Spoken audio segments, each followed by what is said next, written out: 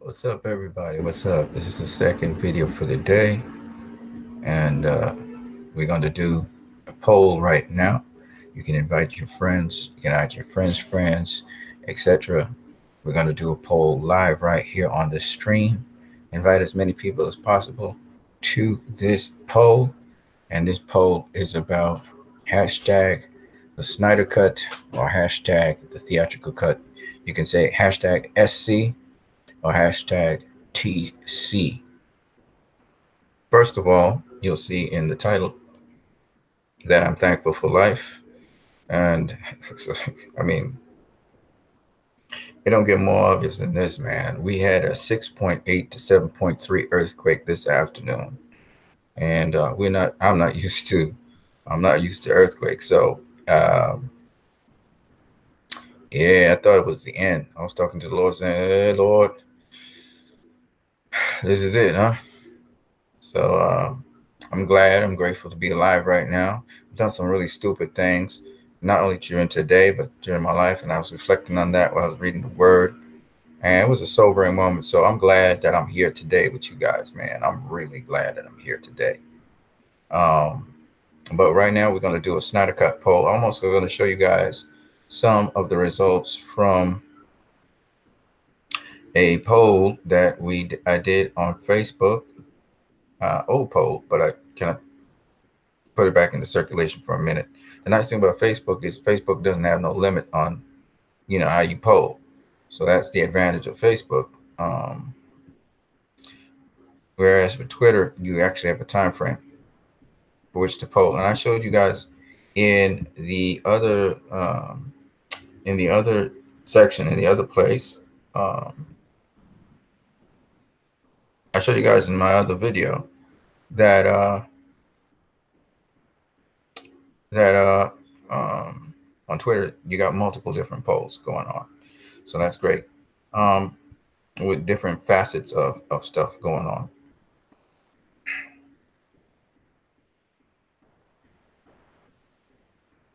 Okay, so I got a couple things I want to show you guys, so I'm gonna get to it, and show you guys this while we're running this poll. So there's a poll that's actively going to be running. We're going to keep the lines open while I'm talking.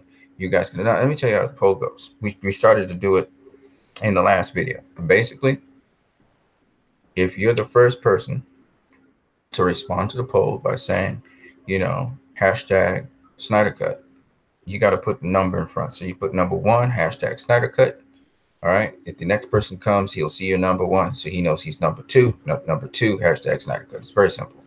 You don't have to put Snyder Cut. You can put SC, but make sure you put the number in front of it and then the hashtag.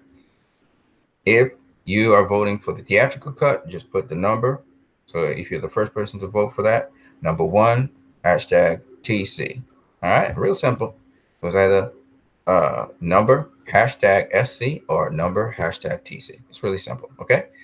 And we're going to look at the results of the poll. We're going to move through about an hour. So we're going to go from 8:26 to 9:26. Get as much people involved. Talk up to people and YouTube. We're going to keep it for a little while. This video is going to go for a little while, and we'll see how many people we can poll. All right? All right.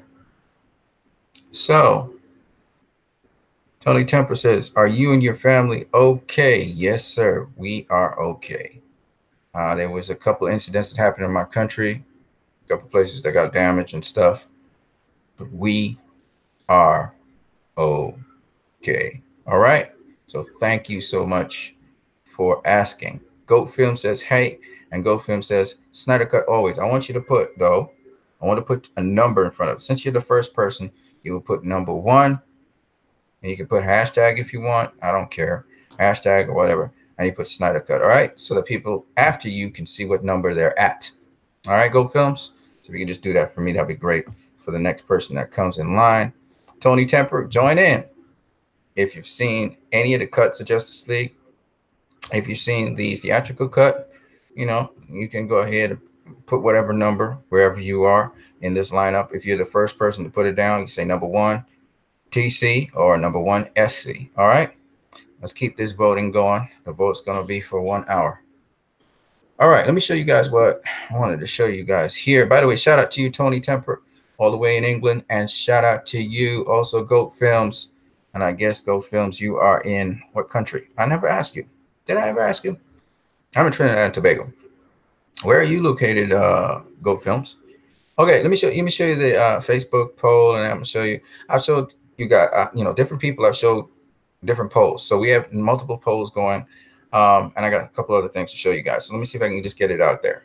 So let me start off with. Hold on a second. Oh, this is awesome. Okay, we got some people on Facebook talking to one another, making sure everybody's okay. That's cool. All right, let me get to. So my most recent poll on Facebook, it got updated. There are a bunch of polls we have here. This was an old one here I'm seeing in front of me. Let me go to screen share for you guys to see what I'm seeing, because you guys are not seeing anything right now. So let me go to screen share. Now you guys can see what I'm saying. All right, so that's not where we want to be.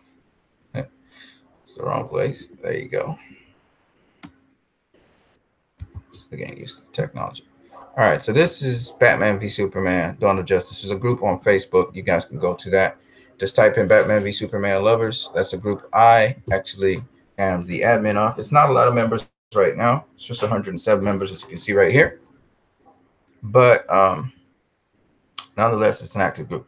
This was all the way back in June. So at June 18th, 81 people saw this and stuff. They had 13 shares in other groups. I'll show you the groups right here.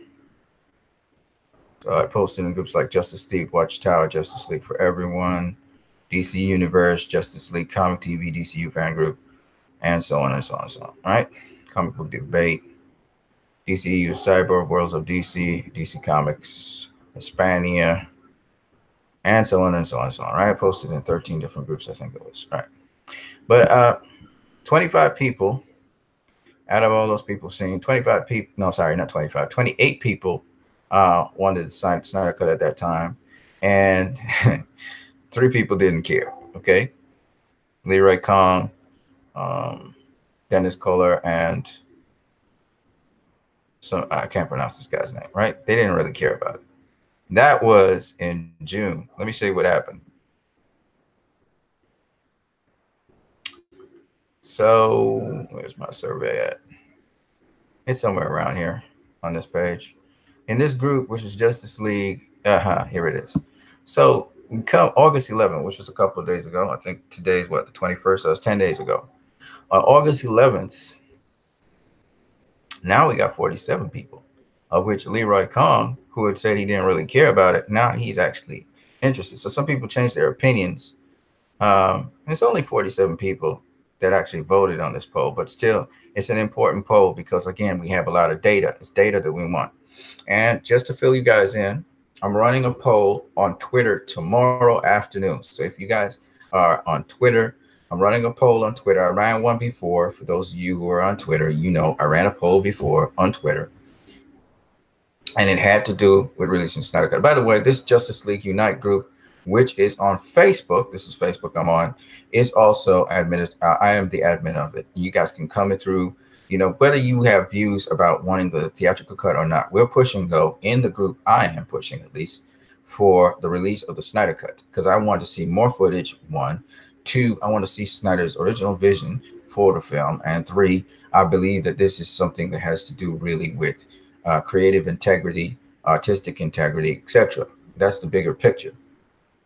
A studio cannot be creating the impression that this was the director's vision all along, when in fact the director's vision was not actualized. And I find that it's one of those things where I found that Warner Brothers deceived us multiple times. And even me, I bought it. I bought the bait for a while, and I turned my eye blindly to what I was seeing and saying, okay, that's the cut of it. No, it wasn't. Okay. So we're pushing for the Snyder Cut, and this movement is getting up steam, and we're getting up also data. So for those of you who don't know about the Snyder Cut movement, basically we are submitting snail mail right now. We're in the snail mail end of the campaign. It's going to end somewhere at the end of this week. We're sending letters to Warner Brothers. I sent my letter today to Warner Brothers,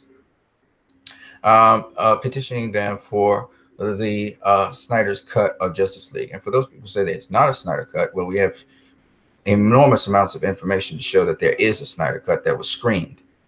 And it was much further along than people are saying or trying to assume it was. Meaning, in other words, that a lot of the movie was done already. And we were looking at reshoots when Snyder left the project, and we were looking at cleanup and finishing of some post-production work. Some people say some redubbing, and even though I think the redubbing was done already, so I think they were probably looking at more the soundtrack or the the musical score of the movie, maybe putting some more of that into there. There are different views on that and rumors circulating, so I will not go too far into that. But suffice it to say, this is what we were looking at. Okay, so regardless, that's almost a finished movie. When you're talking reshoots, you've reached almost the end of your movie, because reshoots, according to J. Oliver, is just 1% of the actual movie that you're gonna just kind of tweak and finish up. And so what happened was we got a movie that was cut down, and everybody agrees with this. It was cut down, truncated to a fault. You know, a lot of character story arcs and stuff were cut out of the movie.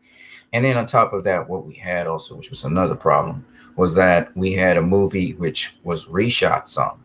And Joss Whedon reshot a lot of scenes that were really, people would say, to make the characters more funny or to make them more, give out more personality. But when you look at it compared to the original shots of these characters, and we have a couple of examples of them from trailers and so on, you can just compare them shot by shot. And you find that Zack Snyder's versions were always more superior.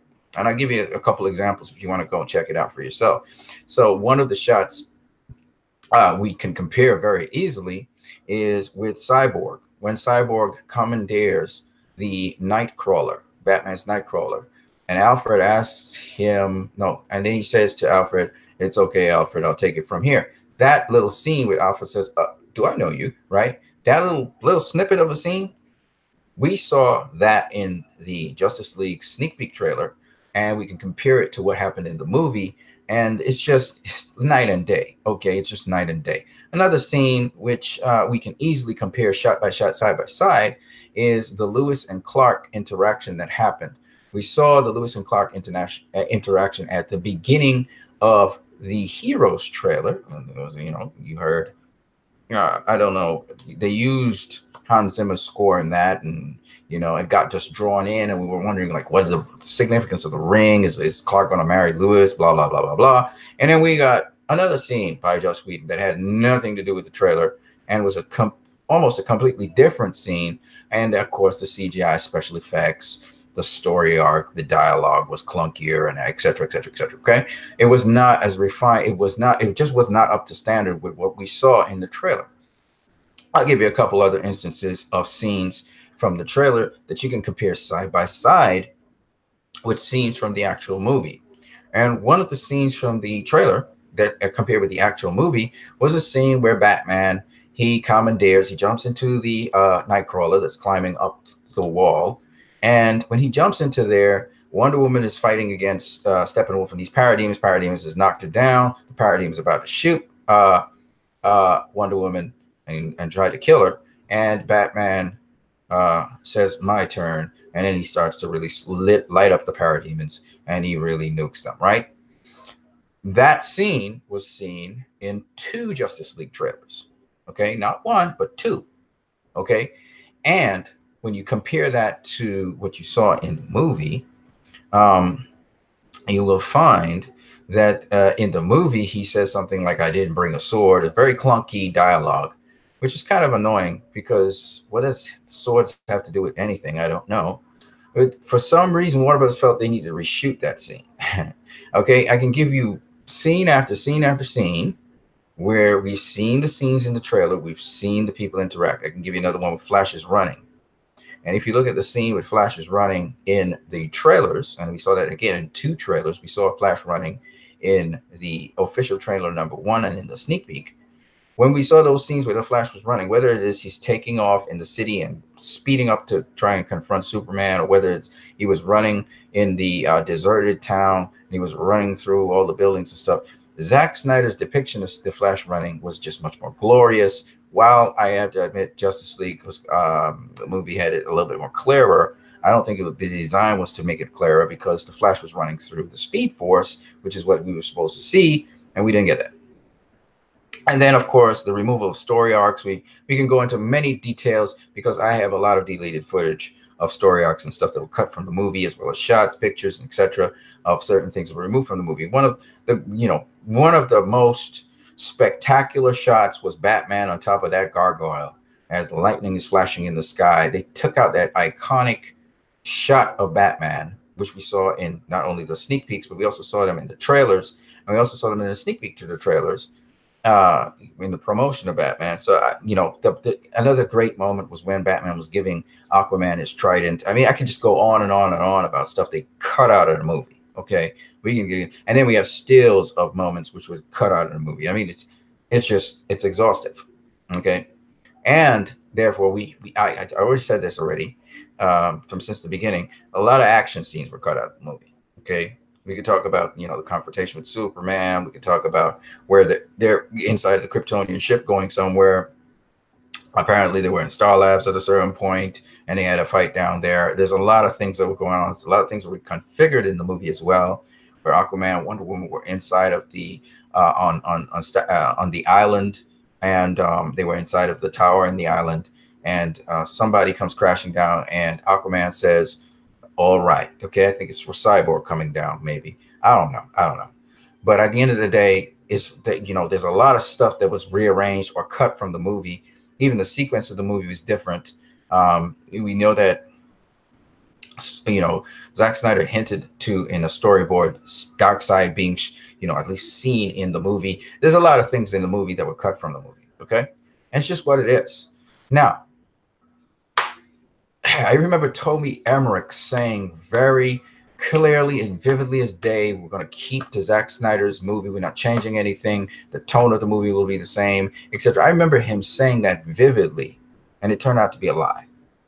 And so all of us, there's no trust for Warner Bros. Right now. And so that's why going into the Aquaman film, I'm not even thinking about Aquaman right now. I feel Warner Bros. Has an unresolved issue where we have to deal with the Snyder Cut issue first. And once we deal with that, then we can talk about anything else.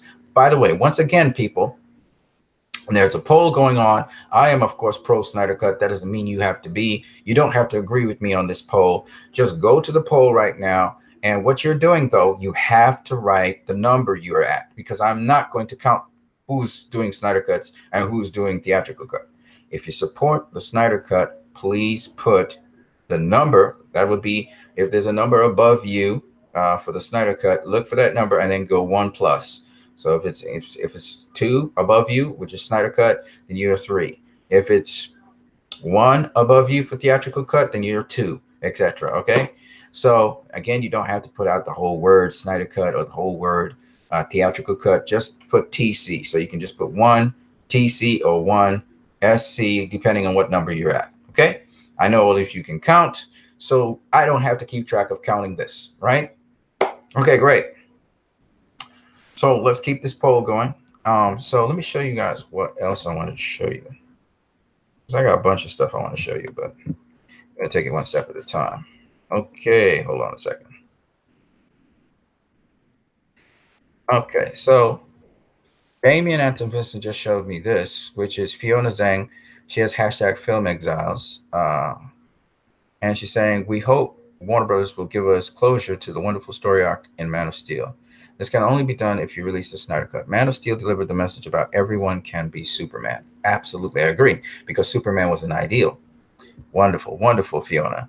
The fundamental way we love superhero stories and movies, why we look up to them. Yeah, actually, that's true. It's about the ideal, really, that makes us want to be that superhero. Everybody wanted to be Superman because they wanted to fly. It wasn't because, Superman, if you've ever been a kid and you diving around the room with a cape on your back or cloth or whatever it is, you wanted to be Superman because you wanted to defy gravity.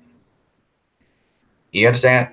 Superman could be everyone because everybody has dreamt of flying. And, in Man of Steel, the moment when Superman starts to fly and stuff, we all just enjoy it because there's something about us being better having an ideal to strive towards so we can be better than we really are, supersede our expectations, that makes us always want to be there. So Superman represents that in a spiritual sort of way. And I think that's what it's all about. And so this is awesome for Fiona to put up there. You guys won't be able to hear it, I don't think. So I won't bother. Or maybe you guys did hear it. Did you hear it?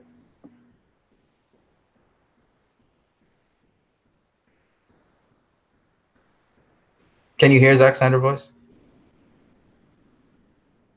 Probably not.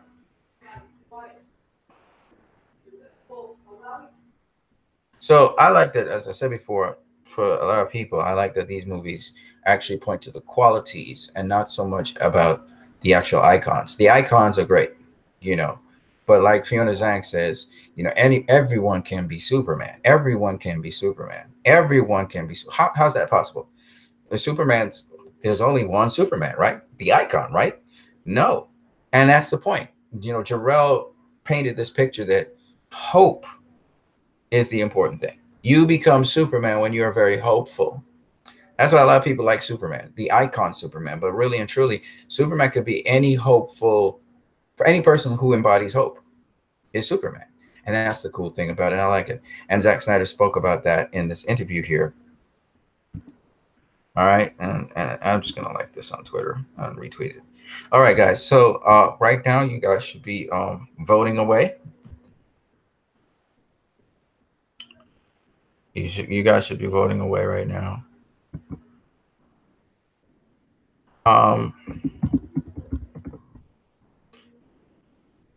Yeah, so I have something else I want to show you guys, which has to do with polls on Twitter. It has to do with polls on Twitter. So let me see if I can find that while I'm just, you know, I'm doing my thing here.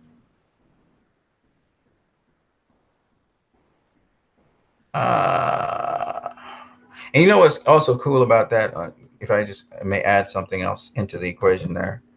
What's cool about that is that when you're thinking of, you know, Snyder Cuts and all these things. Hold on a second. Come out of this for a minute so you guys can see my face. Not talking very loud, right? Trying to keep it on the D-low.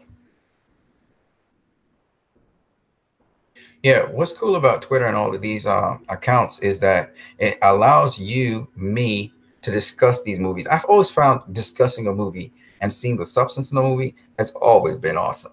And we have these discussions, and even though we may fall short of the grade sometimes, these are worthy discussions to do. It makes people proactive. And it's nice to see people proactive for things that they love versus not proactive for things that they love. Anyway, so let me see what else.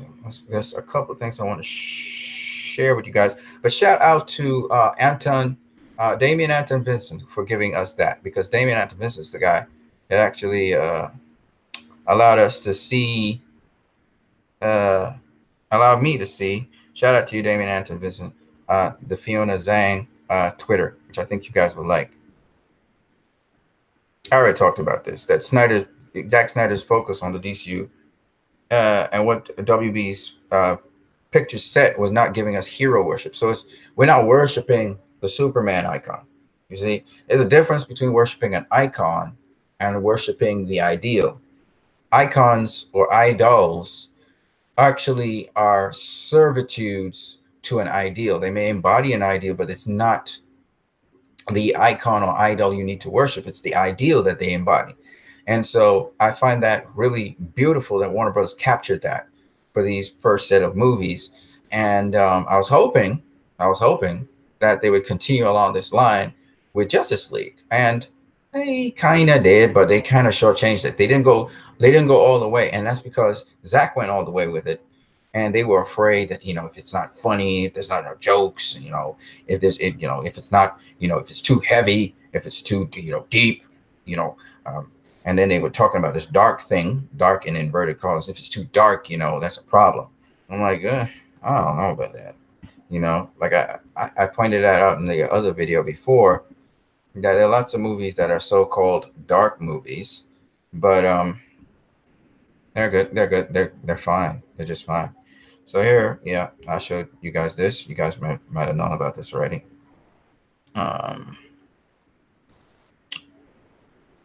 There's some rumors going around as well. There's something else I wanted to show you guys on Twitter, and I'm surprised. I'm surprised I don't have it. I thought I had it. Oh well.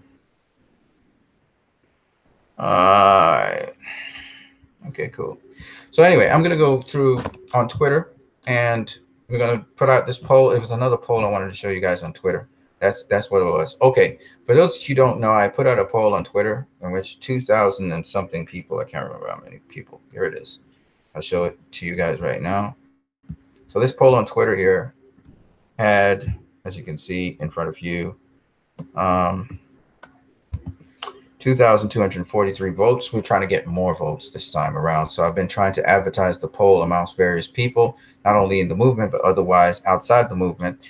And there are a couple other polls running. One's running for 2 more days. It has to do, one is already completed. That was by Sam, the sci-fi fan. So you can check out Sam, the sci-fi fan on Twitter. You guys can also check out, forgot his name now. That's terrible. But there's another guy who's running another poll. I showed you guys in the, I think it was Antoine something. You can check him out as well. That's in my other video if you guys want to check out that video. Antoine is in that poll. You guys can check out that poll. It's almost done. There's 2 more days. I'm trying to get the poll out. I retweeted the poll a couple of times on Twitter, so it's somewhere here. Let me see. I retweeted it somewhere here. Let me see. Hold on a sec. Yeah, this is Antoine. That's his name. Here's his poll.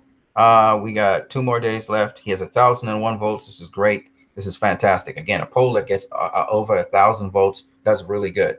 It's just that my poll now, I want to get my poll to get past 5,000, 10,000 votes. Okay, something like that. And that takes a little bit more work to get that poll to that level, but we'll get there.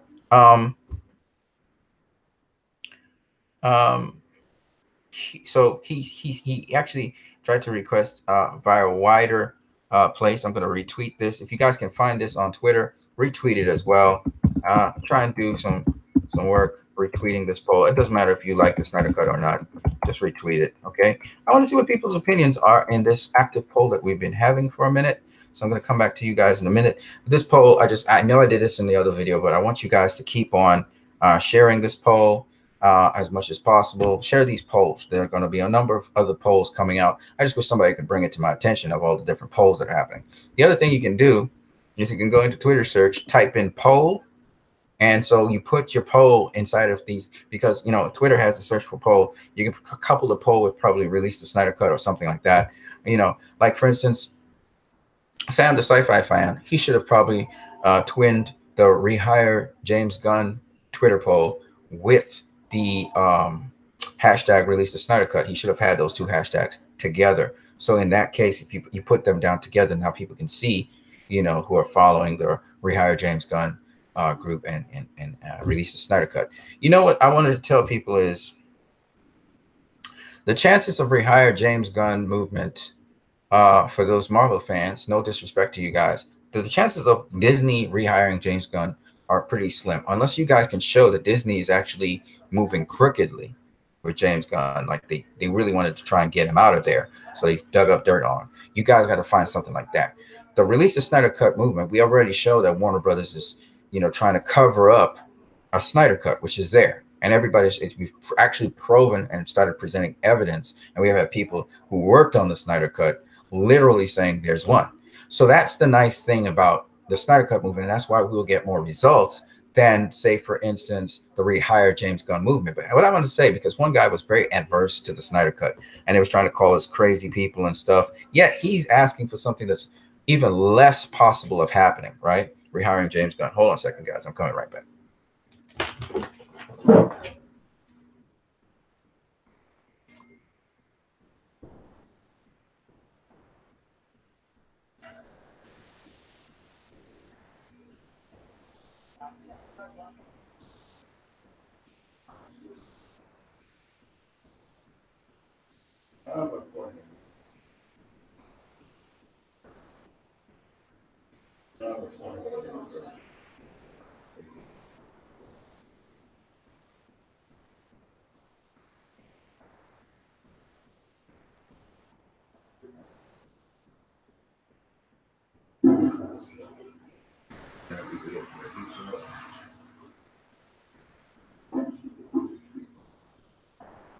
I'm hoping not. All right, guys. I just had to. I know this is kind of unprofessional. All right, guys. Try to get some more people to this poll. I'm looking at what's happening on Twitter. We got a poll. The poll again. You put your number while you guys are discussing here. Put your number next to whatever it is that you're looking at, whether it's hashtag TC or hashtag SC. TC means Theatrical Cut of Justice League. SC means Snyder Cut of Justice League. Make sure you remember yourself. I know you guys are discussing in the chat section. That's great. But also, I wanted to see the poll so I can see where we're at. Okay, I want some numbers. I want some figures. Last video was really good, and the video before that was really good too.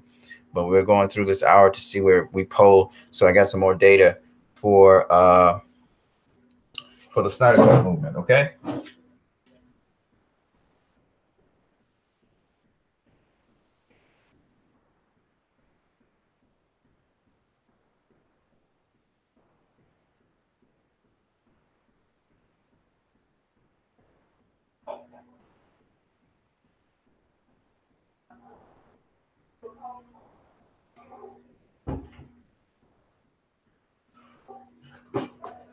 All right, guys. Got a little noise outside, so I had to kind of come close up the doors a little bit.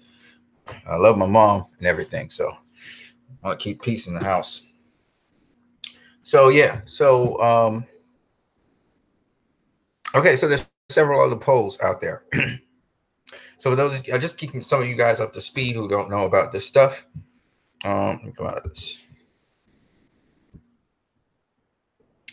All right.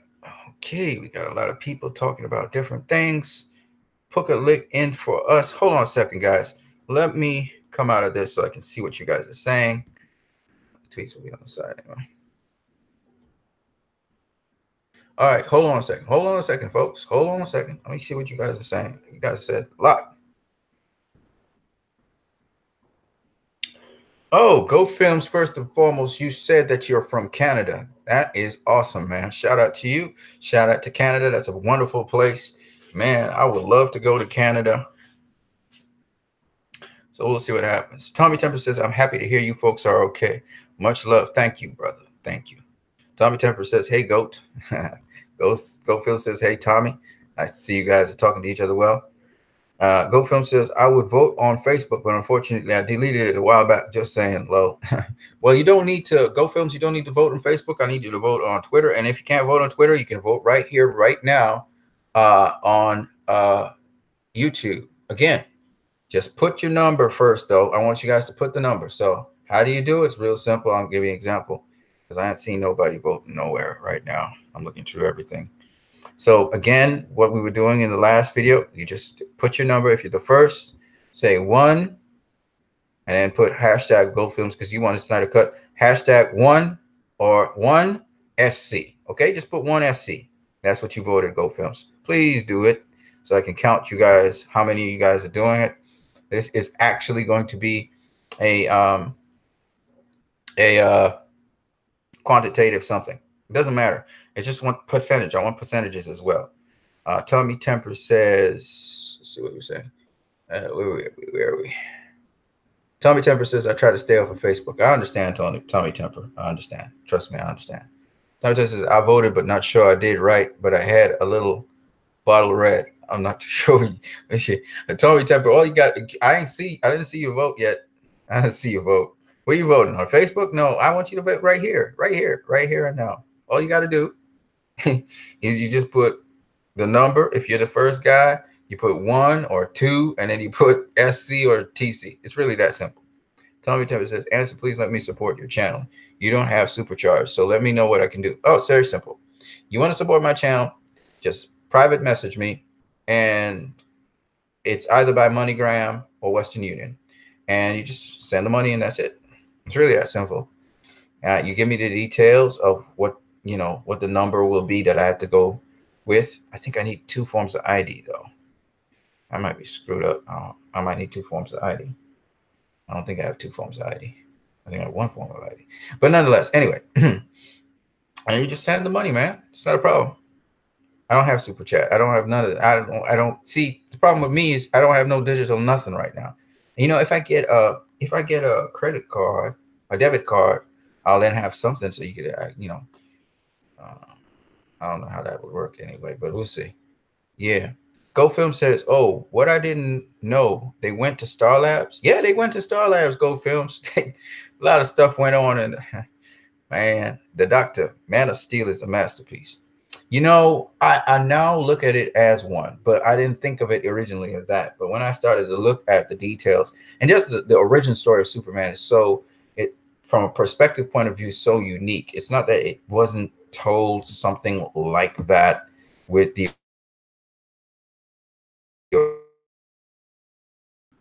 extended Donner cut of the very first Superman movie. It's there, but not quite in the same way as was told by David Goyer, Christopher Nolan, and Zack Snyder. Wasn't, and you know, Zack Snyder came from a different perspective. He came from Superman as an alien. You know, when you look at the Richard Donner Superman, it was like, you know, he's a man. You know, even the title is "Can You Believe a Man Can Fly?" So he's thought of as a man, even though the movie does depict he's Kryptonian. It's kind of thought of as a man, still through it all. So, you know, Superman's not one of us. He's not human at all, and so it's, you know, it's kind of cool. You know, and so that added this added value to it. Tommy Tepper says, "Man of Steel was awesome." Yeah, it's, man. Let me tell you guys something. And I've seen quite a few movies. I don't go to the theater a lot, but when I do go to the theater, there are movies. Okay, so there are movies which I think are blockbusters and they're cool and everything. You guys are not voting, man. You guys got to vote. Hey, this video is about a poll. So come on, man, guys, vote. Don't do me that. Don't do me that. Guys, vote. I want to see you guys vote first. Okay. Yeah, but anyway, yeah. So yeah, man, what was I going to say? Okay, yeah, there are movies that you go to the theater to see. I'm talking plenty, man. I wish some of you guys could join me in this chat. You know, I hate talking to myself. These monologues are so long. But anyway, Man of Steel, man, is no. What was I going to say? That was not what I was going to say. I feel like Lex Luthor right now. There are some movies you go to the theater to see, which are just popcorn flicks. Blockbuster popcorn flicks. You know, the commercialized films, you're going in to see the action, you're going to see explosions, you're going to see stuff like that. And you're cool with it, right? Right. But then there are other films you go into the cinema to see, which you know there's extra oomph on that. You know, it might be an action film, but it's more than just an action film. Take, for instance, for those of you who are old enough to know, because this was a while ago, Gladiator. Gladiator was a different kind of film, and just the way how Ridley Scott shot it, how he shot the action scenes, how he shot the drama. It was a brutal film, but the focus was not on the brutality. The focus of the film, the core of the film, was based on coming back home, coming back to the origins. We went astray. We're coming back home, right? And it even questions the success of Caesar. You know. You think you know, not his son. I'm talking about the original Caesar. And I found that movie to be much deeper than just some action flick where, you know, this guy's a gladiator and blah, blah, blah, blah, blah. Right. There are movies which are intelligent movies. They're not comic book movies. I'm not talking about comic book movies right now. There are some intelligent movies. You look at a movie like, and it has action, and they have action in them. I don't know how many of you guys know this film. Maybe you guys know it. Maybe you don't. It's a Western. It's called Unforgiven. Starred Gene Hackman and Morgan Freeman and Clint Eastwood. All right? Unforgiven. You guys should go watch it. Very intelligently done Western. All right? You got movies like Unbreakable. That's a comic book movie. Glass, which is coming out. Split. These movies are cerebral. They're psychological. So you can go in a movie, for instance, and go and watch a movie like The Rock. There's a movie called The Rock that was done by Michael Bay. fun, adventure filled, action, not much plot, not much story, not very smart. You got movies like Face Off, conceptual, nice action. Not the deepest plot in the world, but again, interesting. So very recently there was a movie called Criminal, which did okay in the box office, I think. Or did it flop? I can't remember. It's done by Warner Brothers. Had the idea of removing the memories of one person, putting them into the mind of another person. And it's conducive to that because that person has a certain kind of makeup of their brain, so they could allow them to do that. And Criminal was an interesting conceptual movie for me. But again, no real deep story, yet psychologically had repercussions. Now, when you take what I just said about cinema and you combine all those elements, you get what I think is Man of Steel and BVS. You get a smart story, which is grounded, and there's some action in it, but really it's a drama. And it's really about human beings. The story is really about human beings and human nature. When you get that kind of stuff, man, that kind of caliber of stuff, you don't bad talk it. Now, because I always say this over and over again, because the MCU came out, people were expecting a movie on the level of the MCU. Big budget film, lots of action, not much story, but, you know, interesting enough to be a moving adventure.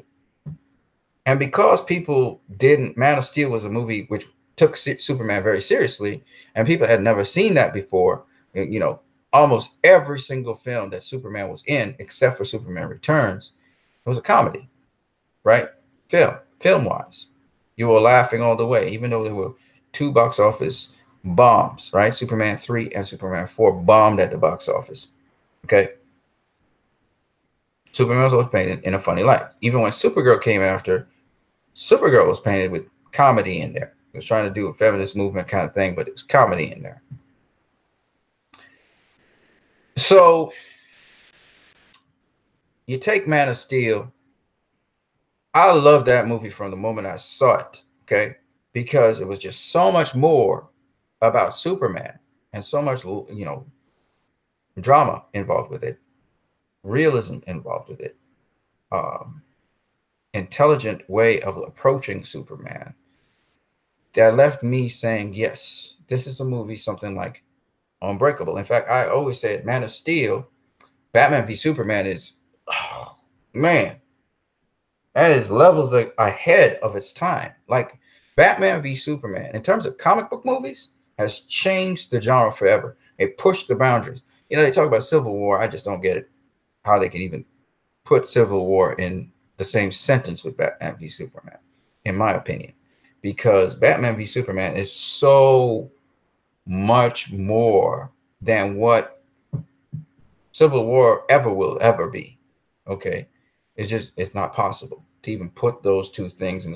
It's like you ask me, should I put in the same sentence Split with Civil War, or Civil War in the same sentence with Split? No, you just don't do those things. Split is a, you know, is a realistic sort of depiction, and Split still makes you, at the end of Split, make you think, wait a minute, is this real, or is this some kind of paranormal thing, or is this some sort of superhero thing? Because Split and Unbreakable was to make you believe that these people believe that they are superheroes or they are superpowered beings because they will themselves to that. So it's like, you know, so I mean, you just don't compare anything the MCU has, which is a fantasy world, with anything that we have with Split or with Unbreakable or with Glass that will come up next to see.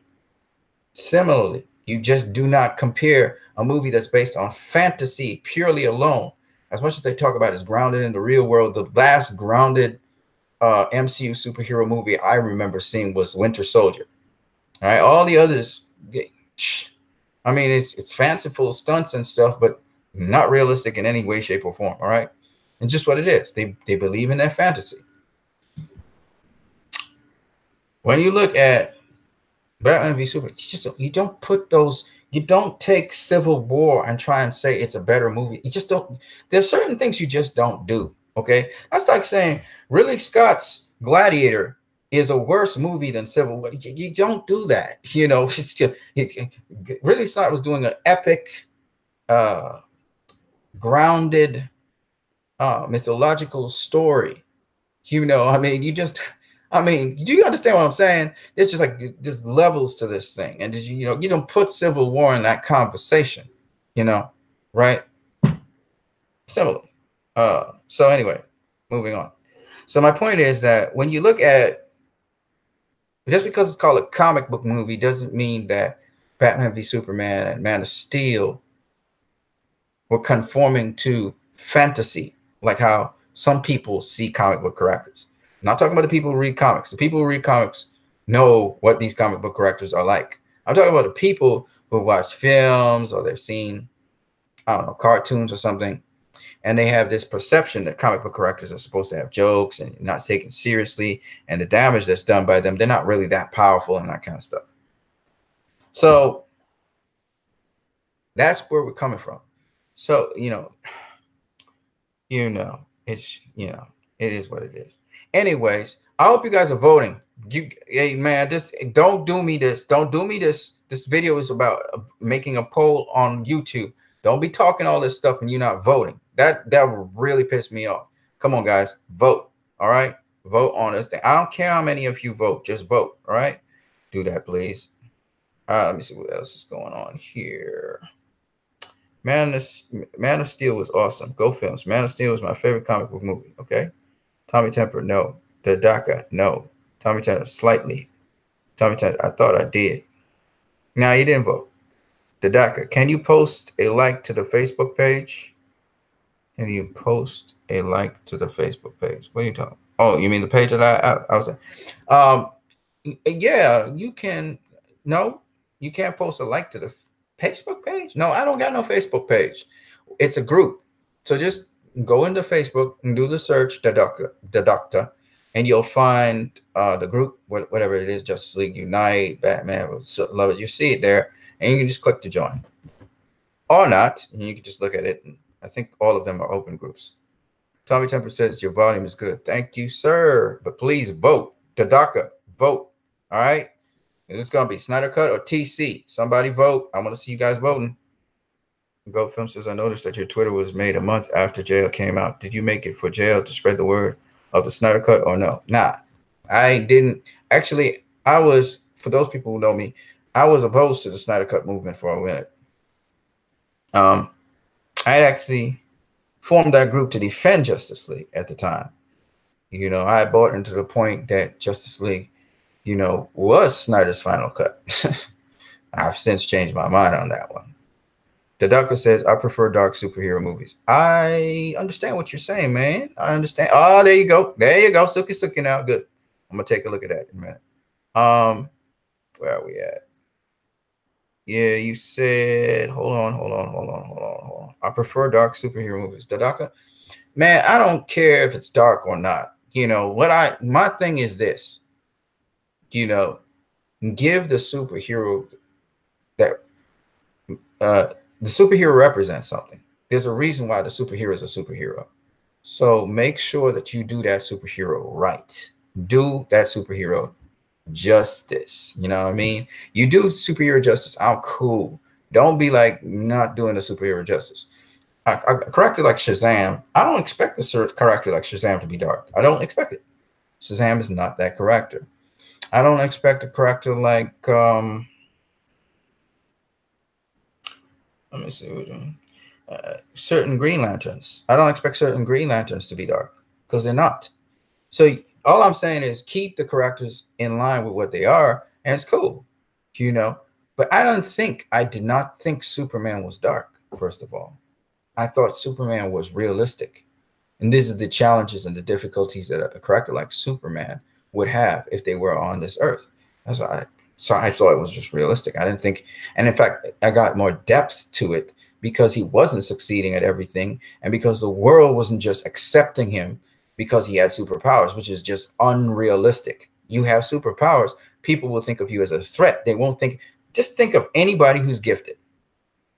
All right? And just think about social media. You say something that everybody else You know, they have their dogma and how things should go.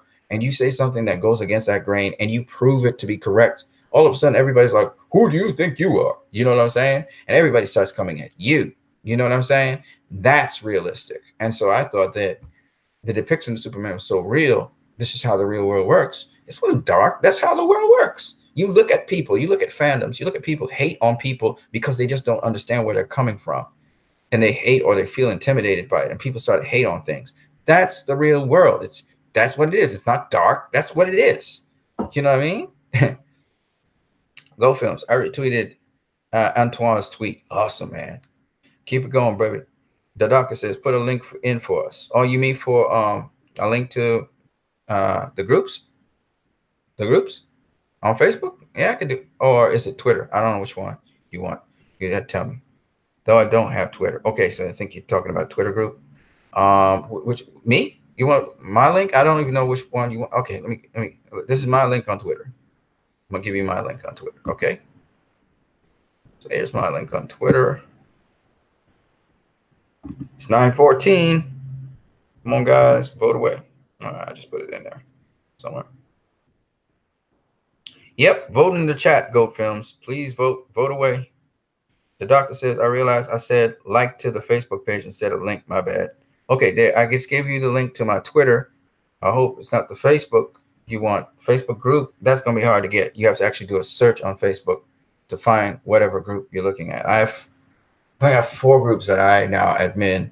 The other groups I had, I gave it over to somebody else to admin because I'm not focused on any other DCEU movies and none of the upcoming DCEU movies I'm focused on. I'm going to focus on Snyder Cut alone. Go Film says 1 to Snyder Cut. There you go, man. Tony Temperature to where? Let me say send it to where? Send what to where? You're confusing me.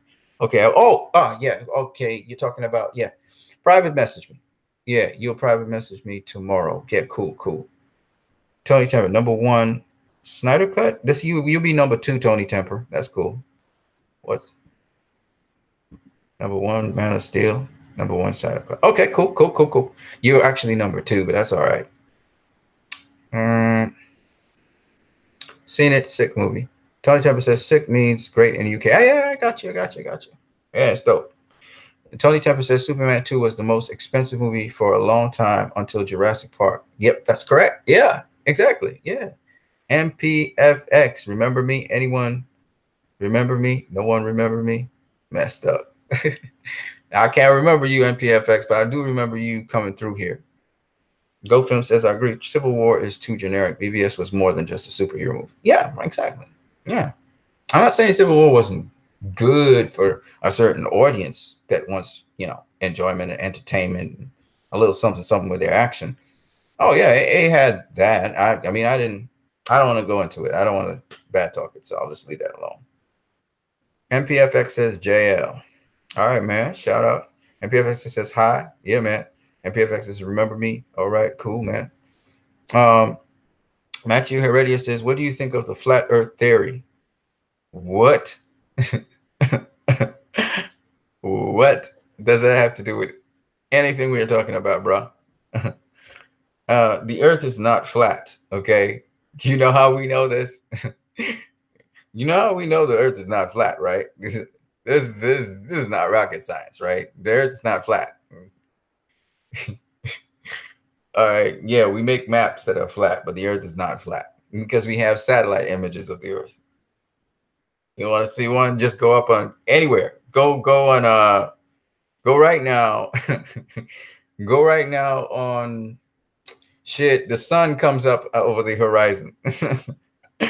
It's easy to see. You look at the sky. The sky is domed out a certain way. I mean, no, the earth's not flat, bro. Okay. Why would the earth be flat, but the moon is round? Why would the sun be round? I mean, it's a heavenly body, right? So why would it be? Why? Okay.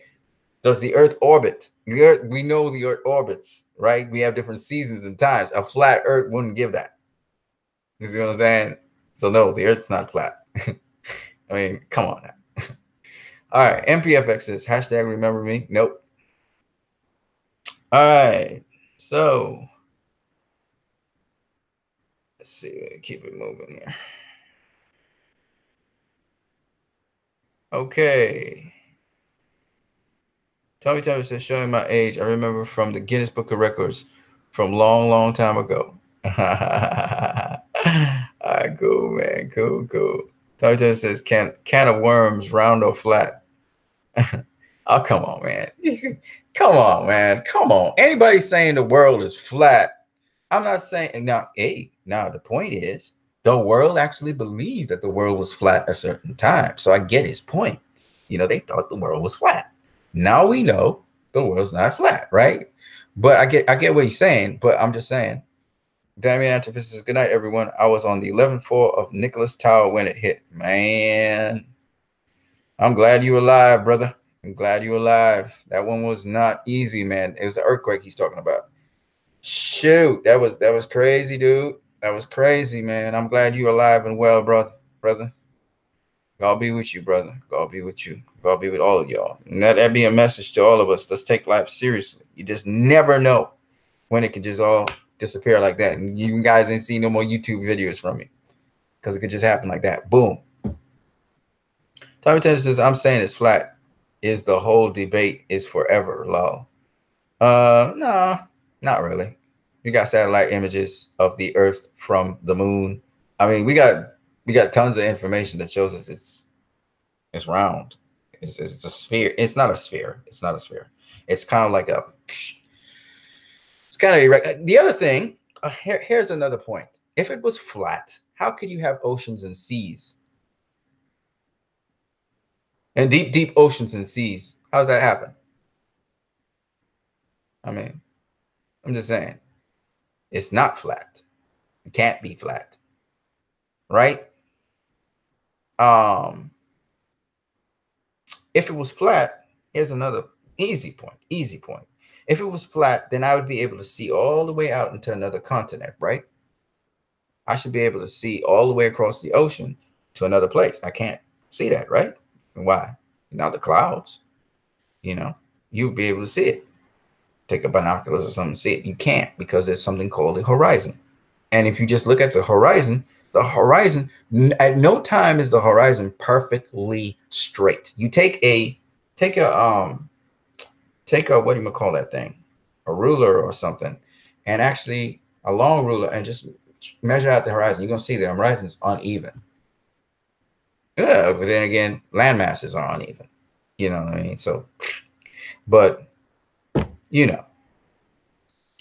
go to some sea or ocean or something and just stare out at it, at the horizon there, and you'll see the horizon's actually not straight.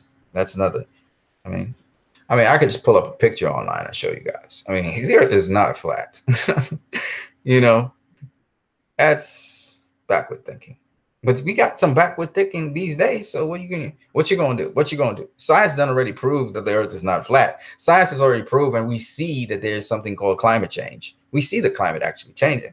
Now the specifics on what's causing climate change, what action we should take, that's a little bit different. But this is not rocket science. Like if a man says there's no gravity, I'm gonna be looking at the dude like, no, man, there's overwhelming evidence that there is gravity. Like these are not things we argue anymore. This is not debatable. Once upon a time it was though. So you're gonna post your new poll tomorrow? Yes, in the afternoon. So you can look for the new poll tomorrow in the afternoon on Twitter. Damien Antivis says my back still hurts. What happened to you? You were standing up or something? What you were doing? Sitting down? Dude, take it easy, man. That earthquake, man, it wasn't easy. I was sitting down here listening to Omarosa talking about, she was talking to Al Sharpton concerning her book and stuff. And yeah, that's when the earthquake came. Right. Let me see what's saying. Not saying. Yeah, man, I hear you, man, Tony Temper. I know you're a reasonable person. I mean, this ain't rocket science. We all know.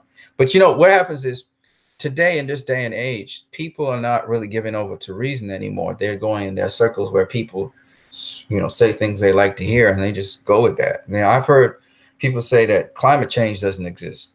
That's the dumbest. I think that's the dumbest thing you could ever say. We are seeing the effects of climate change all over the world. I mean, climate's changing. Like in my country, it used to be rainy season, dry season. We have longer dry season spells than rainy season spells. The days are hotter than ever before. And we never had that experience before. I mean, I get sunburned now. I'm a colored guy. I got reasonable amounts of, colored melanin and stuff. And dude, you can't even stay in the sun anymore. Like that thing burns through your clothing, burns through everything, and comes and hits you.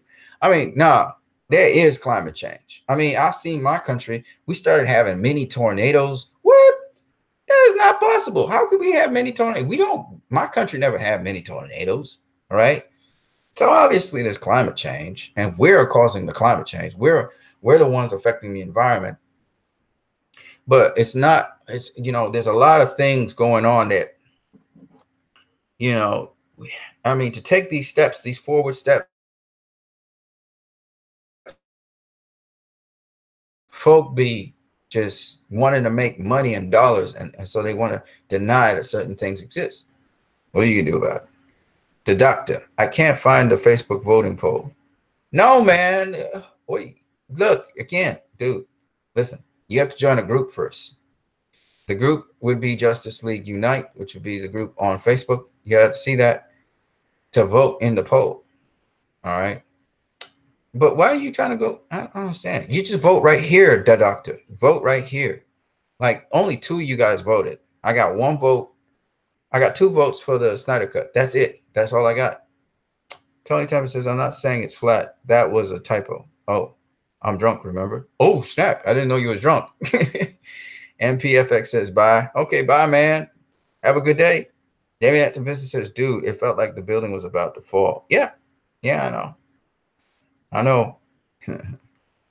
I know, man.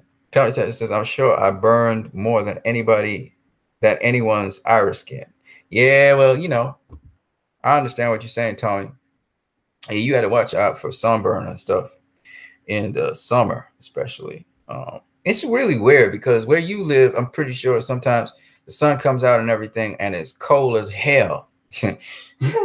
I know you experienced that because my family told me about that. You go out to see a nice, bright, sunny day. You jump out into the sun only to realize it's cold like crazy, and you got to layer up. Some people got used to it, not me. Damien Activist says, check my Twitter to see the building. Oh, snap. I'm going to check that out, Damien. By the way, I give you some credit for the Fiona Zhang tweet. I even showed everybody that one. I burn in the UK sun. Yeah, bro. Well, dude, you and me both now. I had to stay out the sun some into the shade, and I sell water in the sun all day, and I get dehydrated really badly. So, stay away from the sun, bro, as much as you can. Don't use no sunscreen and stuff. Use a hat. Stay out the sun. Sometimes lay up. Sometimes if you're wearing short sleeve or whatever, it's cool to wear short sleeve as well.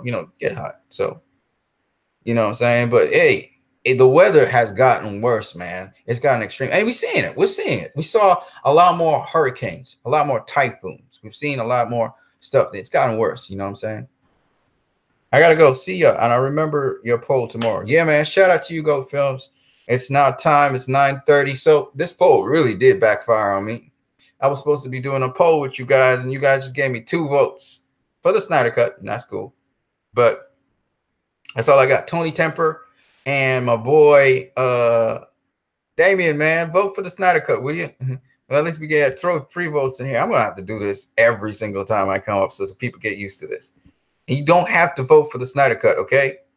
Let's see here. Yeah, you got Tony Temper and Goat Films. Y'all are the 2 people that actually voted for the Snyder Cut, which is dope. That's dope. I'm glad you did. All right, so we got 2. We got none for the theatrical cut so far. Damien Anton Vincent, if you would like to add to that, at least we can add 3 votes in this whole thing. There's 5 people watching, so 3 votes out of 5 is not bad. But, there you go. So that's 3 votes. We got 3 votes, folks, on this poll. Man, the doctor says I don't have Twitter. I'm sorry. But when you say vote here, are you saying it's only on? No, dude, the doctor, you just vote right here on this right now. What you're typing on the chat section. Just type. I need one. I don't care what you vote for. I don't care if you vote for the theatrical cut. I don't care if you vote for the Snyder Cut. Just vote. Okay. We got 3 votes for the Snyder Cut, none for the theatrical cut so far. Just vote right here, and that'll be that. Man. The people in the last video, they got it real easy, but I don't know what's happening in this one. You don't look, man. It's saying hashtag release the Snyder Cut poll, taking now and more. All right, we're taking it right now. Just put if you're gonna which one you want, the Snyder Cut or the theatrical cut. Just put it in as you're commenting. Do that. Oh man, it's really all right. So it doesn't matter. It don't matter. I'm a too arrogant sometimes. I'm sorry about that. The doctor, man, but it's just sometimes I thought you guys got it. They weren't drunk. I hear you, Tommy. Yeah, maybe we need to be drunk altogether. Oh, there you go. So that's 4 out of 5 people watching want the Snyder Cut. I'm gonna keep that data. I want people to hear this video or keep this data on YouTube. 4 out of 5 want the Snyder Cut. There's 5 people watching. I don't know who the other person is. If we can get 5 out of 5, that's cool too. I don't care what you say. You can say, look, nobody's gonna be mad at you if you like the theatrical cut. Hey, you like the theatrical cut? Power to you. I don't care. It's just I want to see what the poll says, and then from there we can move, right? Tomorrow on Twitter. Did I do it properly? More or less. I mean, you were supposed to really put a number, but don't worry about that. That's good enough for me. We got 4 out of 5 people who want the Snyder Cut. That's good. I'll need that data. We need as much data as we can possibly get. And so that's dope, man. That's dope. Damien Anthony Vincent, man, I'm glad to be alive. I'm glad you're alive. There are going to be some aftershocks. I think the thing actually was felt all the way up in Barbados. Okay. But that I'm going to tell you right now, I was in my room. I'm just talking to you guys about the earthquake that happened today. I was in my room, and the whole entire, and then the shit started to, the earthquake started to intensify really, really, really bad. It started to vibrate really rapidly and very heavy vibrations. And I was thinking, man, this wall is going to crack in a minute. This roof is going to come down. I started saying, Lord, this is how I go down, huh? All right, Lord. I was like, if it's the end, it's the end. I've had a number of those. I've had a number of those instances where I was, looking up at the Lord and saying, okay, if this is the end, this is the end. I've had those moments, a couple of them in my life. And it never really reached to the point where it was the end. But, I've seen the face of death, and I was like, you know what? So be it. Time my blood pressure was way up in the sky. You know what I'm saying? I thought, man, I was going to die. You know what I mean? So I've seen. And I realized, if I go to my maker, well, so be it. You know what I mean? And I didn't really live a pretty good life today. Not at all. I mean, I was flawed in many respects, but I don't want to talk to you guys about my flaws right now. We just focus on what we got to focus on. The doctor says, yes, I got to go do studies now. Thanks for the live stream, mate. Yeah, man, come back anytime. Also, check out, I know you don't got Twitter, so if you can check out some of the groups on Facebook, cool. But come through, man. I hope you success in your studies, man. Where are you from, the doctor? Before you leave, where are you from? We got people from England. We got people from Canada. We got people from United States of America. We got people from Trinidad up in here. That's really dope. Oh snap! The doctor's from Australia. That is dope. Oh man, that is dope. You seeing me from in the day right now? It's daytime by you. Whoa, that is awesome, man. Nice to meet you, the doctor. Man, nice to meet you. Shout out from Australia. Hey, if you did you? I don't know if you support. Well, I guess you support the Snyder Cut because I saw you say the Snyder Cut. So did you send your snail mail for the Snyder Cut, the doctor, before you go off and do your studies? You send off your snail mail. That is awesome. That is awesome, man. It's great to see you. Yeah, what's the time in Australia? Tommy Temper says he asks you. It should be, let me see. Tommy Temper, 5 hours ahead. For you, Tommy, isn't it not somewhere around 1 o'clock in the morning right now? Whoa, the doctor's like 9:30 a.m. Man, that's crazy. Man, get off to school, bro. Blessings to you, man. Have a good day. Have a good day. The doctor, man, glad to meet you. Damn. 2:30 in the morning, Tommy Temper. That's my kind of hours. I fell asleep this afternoon somewhere around 5, 6. After that earthquake, I went to sleep, Ninja, because the current, electricity, everything went.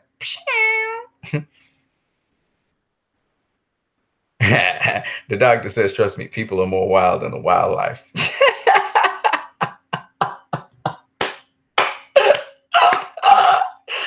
funny, man. That's funny. You got jokes, brother. You got jokes. But you know something, man? It's all good, man. It's all good. You know, people are less well. Yeah, man. Yeah, so hey man, we got people from all over the place rolling up in here.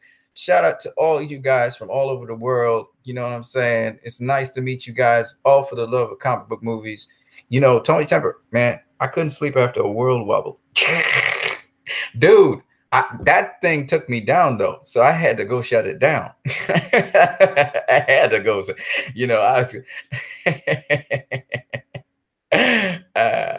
the doctor says, yeah, man, I got my snail mail in. Yeah, man, that's cool, man. Oh, man, Snyder fans all over the world. That's dope. That's dope. You know, I'm a Snyder fan, not for the reason of worshiping him and all of that, but, man, I really appreciate what he did, especially with the DCEU.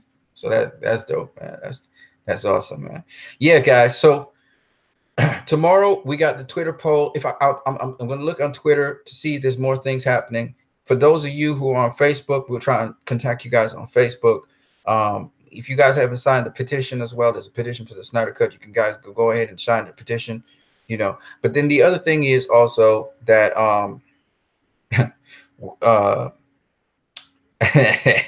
you're saying he wouldn't have slept for days. Man, look, you know, I come to the point where it's like, man, I might be afraid and all of that, but life goes on. You know, if you even know what's going on in my personal life, you'd be like, man, he ain't supposed to be doing nothing right now. No, look, man, life goes on. You got to live. And you have to sometimes just kind of shed off those stupid things like fear, because you can't outrun an earthquake. You can't. If an earthquake comes, you're at its mercy. You can go into a doorway and all of that stuff, and you can still die. So at the end of the day, you just have to live your life the best way that you should. That's all you can do. You just never know. Hey, guys, you got to understand, life is something a lot of us take for granted. You assume you're going to wake up tomorrow morning when you go to sleep. You assume you're going to make it back to your house at the end of the day. You assume these things. It's not guaranteed. I'm telling you guys, it's not guaranteed. That's why I keep on talking to you guys about values and virtues and all this stuff, because none of that routine that you have, it's just like that, man. It could just go. You could be alive, but you could be a vegetable. You could be alive in a coma, or you could be alive, but you can't function with all your limbs and all your faculties anymore. You know, you have to think about these moments. Always treasure these moments, folks, where you can interact with other people all around the world. There was a time when the internet wasn't around like that, and we couldn't do this. This is a precious moment. We don't even know if democracy is going to be the democracy that we know tomorrow. But the unknown always scares people, but you got to move on. I was looking just now at a video of one of the people I really covet some of the gifts from them. And the guy I'm talking about is the guy who made electric cars very prominent. And I'm talking about, his name just slips me right now. He was the guy that did the PayPal thing.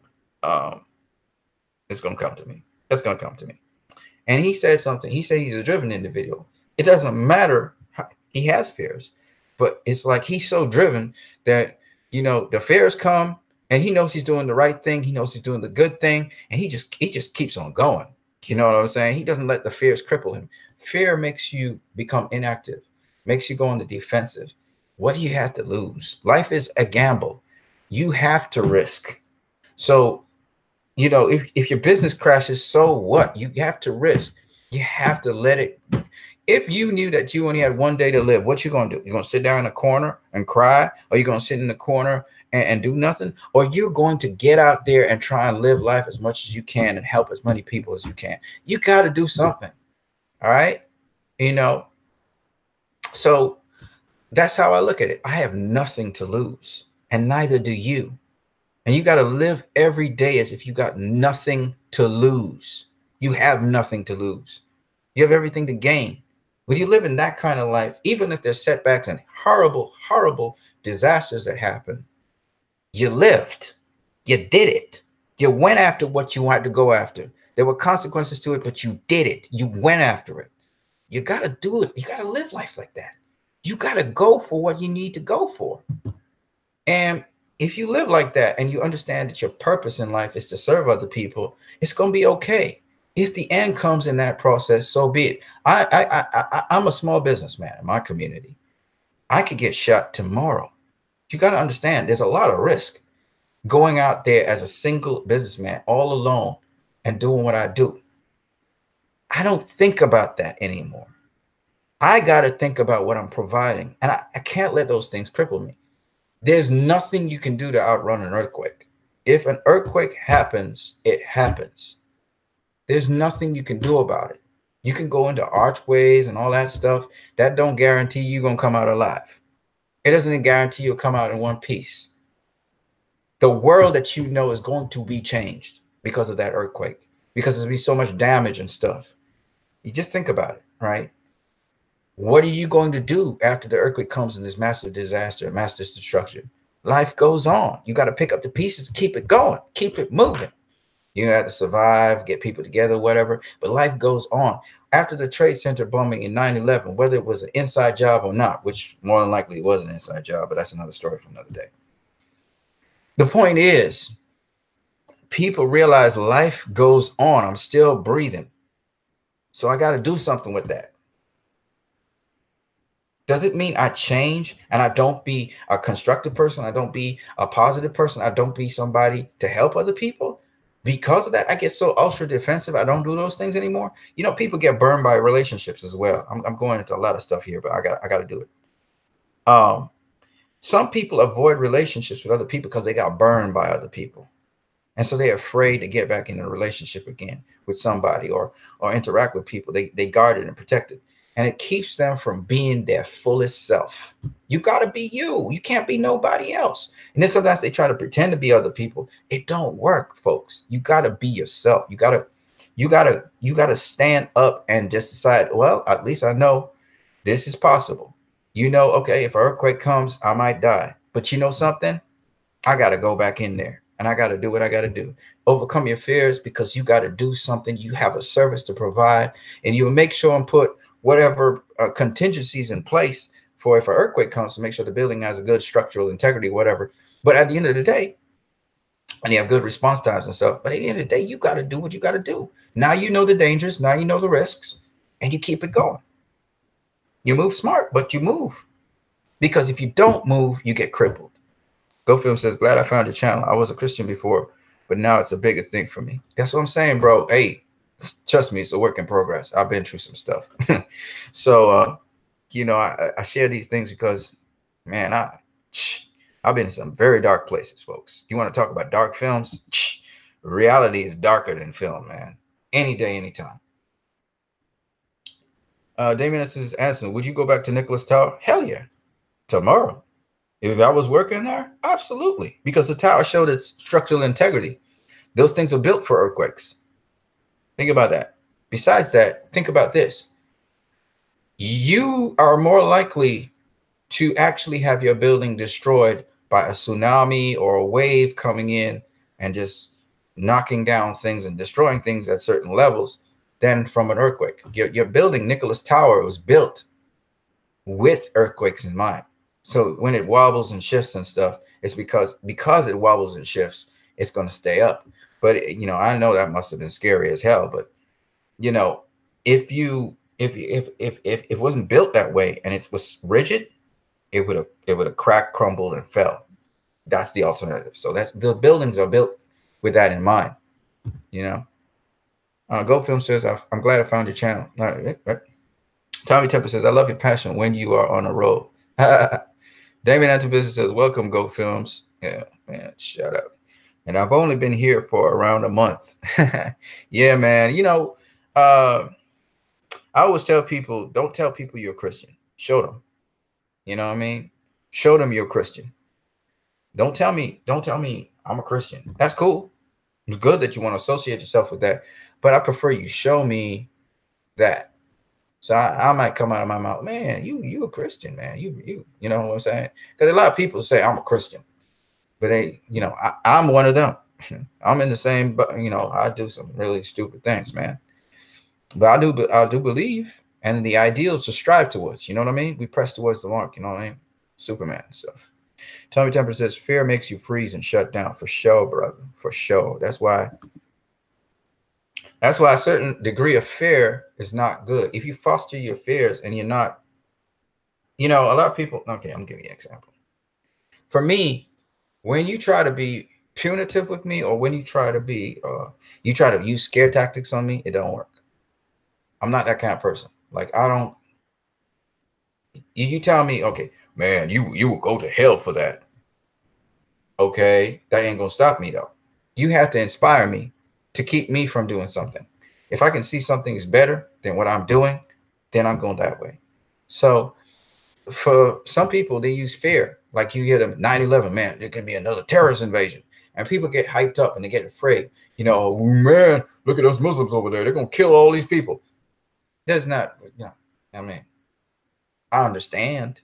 I mean, even in my country, there are certain elements that call themselves Muslims. And I watch them. They're very militant. And I'll be like, I don't know about that one. I don't trust these guys. You know what I'm saying? Now I understand because they not moving like Muslims. You know, if you've ever seen a Muslim and how Muslims move, these guys ain't moving like that. They look like they carry weapons. They dressed a certain way. Their hair is a certain way. They scare me, right? But some of them again, I misjudge them. You know what I'm saying? I'm just looking at their appearance. I never really had a conversation with them. I never really seen what they've done in the community, nothing. You know, sometimes we judge people from appearance, right? Similarly, fear makes you sometimes do some really stupid stuff. Fear can lead to hate. Hate can lead to, and always is misunderstanding. Fear is about misunderstanding. That's why people say people hate what they don't understand, right? Fear is a misunderstanding of the situation and how to handle it. Hate comes from fear, and it's a misunderstanding of who you're dealing with. And again, same thing as fear, right? And all three things lead up to eventually a destructive behavior. Okay.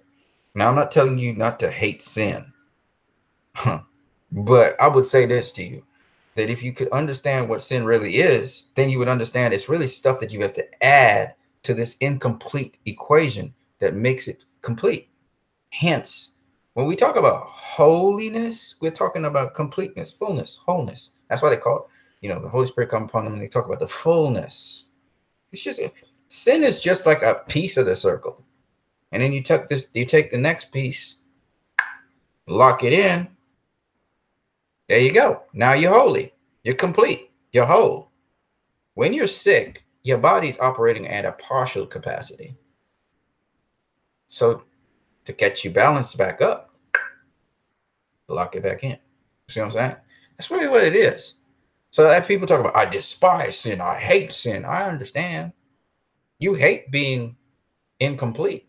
And that's cool. You want to be this.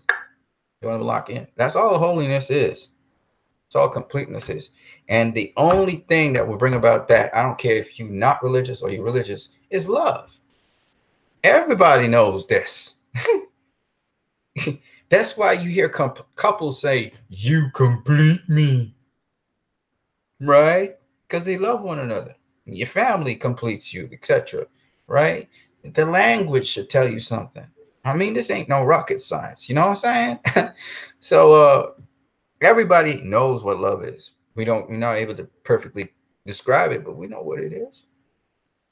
We know what it is, man, folks. We know what it is.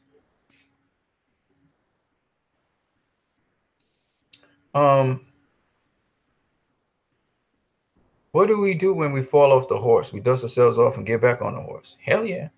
Hell yeah, baby. We gotta finish the trip.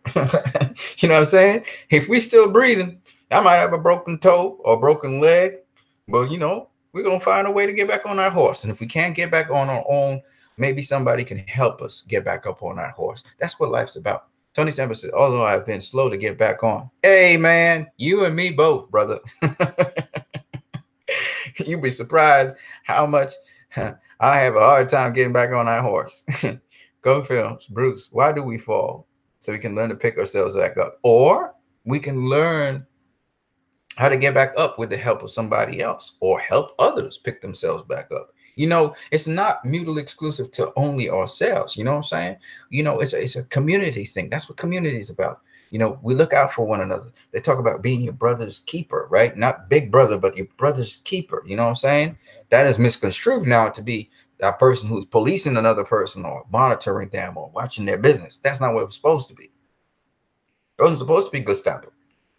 It's out of love in my heart. I see my brother catching his tail. I go across and try and help him so that he can, you know, rebound a little bit better if I can help. If I can't help, that would be stupid, right? I end up in the same situation as he is, and it's worse for both of us, right? So it's, you know, it's like that's what it's about, being brotherly, neighborly. You know what I'm saying? You talk about the Good Samaritan paradox story, right? Damien Antovision says, "That's right, Tommy Terry. Keep on moving. That's all we can do, brother. That's all we can do." You know what I'm saying? Jabril Ramsey says, "Men are still good. We fight, we kill, we betray one another, but we can rebuild. We can do better. We will. We have to." Exactly, my brother. man, coding off of BVS right there. That's why I love that movie, bro. David Antovision says, "Paul said we die daily. No doubt about it, but we are also resurrected daily." You know what I'm saying? That's the real, man. Y'all talking some real talk right there. That's some real talk. You know, man. That's some real talk. One way or the other, you're gonna die. You know what I mean? You gotta die. What I mean by that? I mean, you could either purposely sabotage yourself, and therefore you end up in a humiliating position, or you could take the position of humility one time, and therefore be able to see everything. Either way, you're gonna die if you're a Christian, and rise back up daily. Goldman says most men fear what they cannot see. Ras Al Ghul. There you go. That's from the comics now. There you go. Damien Activist says, "Thank you, Tommy Temper." Tommy Temper says, "Sorry, spelt your name wrong." Yeah, well, we pardon you, man. You drunk. I hate my weakness. Hey, that's all right. That's all right. You know what's the funny thing, though, Tommy Temper? Your weaknesses is also your strength. It's just used in the wrong context. That's what happens. You'd be surprised. Used in the right context, your weakness becomes your strength.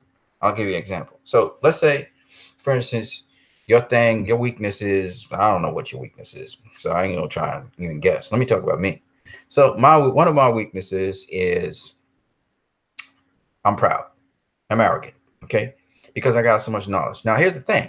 I will argue with somebody, I will debate with them, and then all of a sudden I can get abusive, or I can get really, really stupid, right? Now, how can a guy be in the healthcare sector as a medical doctor and have arrogance? You just can't. Now, I know a lot of doctors are arrogant, but nonetheless, you cannot do that with a patient. There's a big gap in intellect and what you know. And so you can't be doing that to a patient. You can't be impatient with a patient. You can't be mistreating a patient. It just don't work. You know what I'm saying? You can't be a healer and doing that stuff. So it's like, for me, that's a weakness. But here's the strength of it. If I have to push through with something that needs to be done, if I'm strong enough, now this is not arrogance. Now this is using that same trait for what needs to be done. I'm pushing hard for it. That helps. So the same characteristic of going hard on, this needs to be done, folks, and we need to get it done, versus, arguing with somebody and saying, "Oh, I'm smarter than you, and this needs to be done." There's a different attitude, but the point is, it's a strength on both ends of the spectrum. And that's something that, you have to know when to use it. But it's not necessarily that it is of itself bad. It's your motive behind it. I don't want to talk no more about myself and the negatives. Let's see where we go. Jabril Ramsey says, "Fear is a great motivator. Storm Shadow, G.I. Joe, Rise of the Cobra." But the quote is twisted because it's destructive.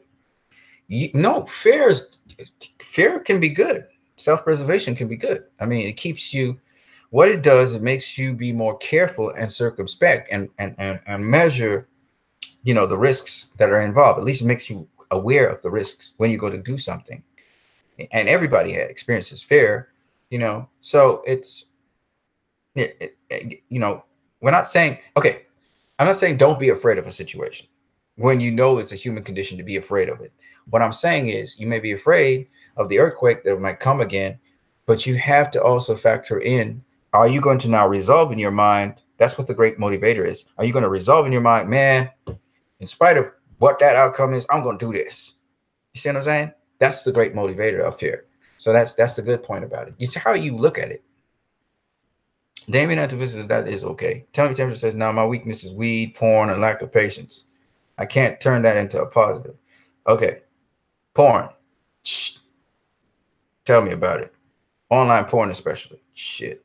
Man, that shit is like a weed in my side. Okay. So you and me have a problem there. I don't smoke weed, so thank God for that. I don't have that problem, but you do.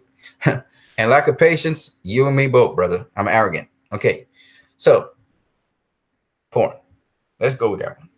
I'm going to show you how that's actually a positive. That means if you look at porn, I don't know what kind of porn you watch here, bro. And I'm not even going to tell you what. I don't even want to go into the topic because it's dangerous for me.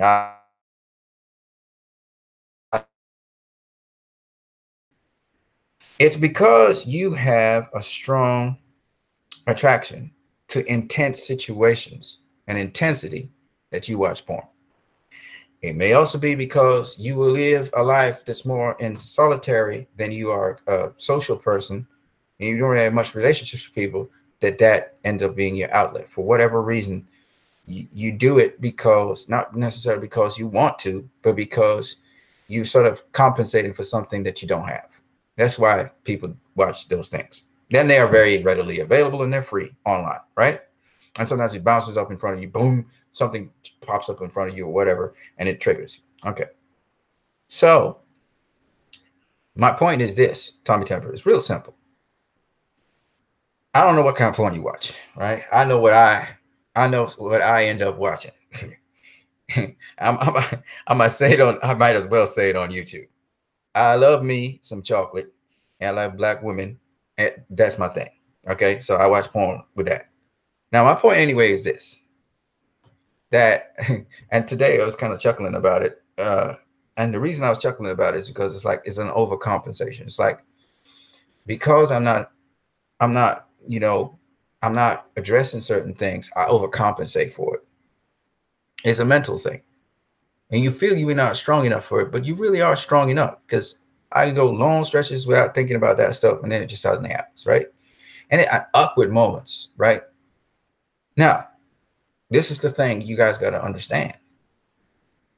Once you understand the deficiency, you can apply that same principle, which is like, it's almost like an addiction sort of thing, to actually fueling you. Let me show you what I'm talking about. So, okay, maybe you're attracted to whoever, I don't know, dark-skinned people or light-skinned women or some kind of woman, right? Here's how you take their energies out. Because there's nothing wrong with being attracted to somebody of the opposite sex, or I hope you're not gay. But then if you're gay, well, bro, I don't know what to say, but but if you're attracted to somebody, what happened was you suppressed it, that expression. Talk it out. Sometimes tell the person, man, you're awesome. Oh man, you look great today. And men, we are people who like to do stuff.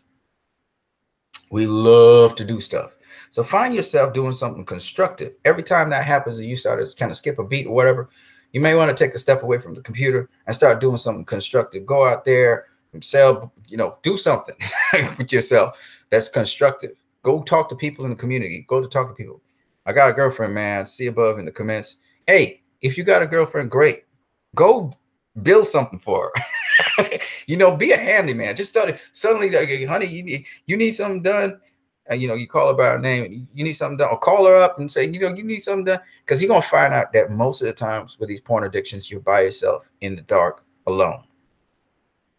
Not necessarily a good thing. You know what I'm saying? Because you're not strong enough to fight that. And it's usually like 2, 3 in the morning.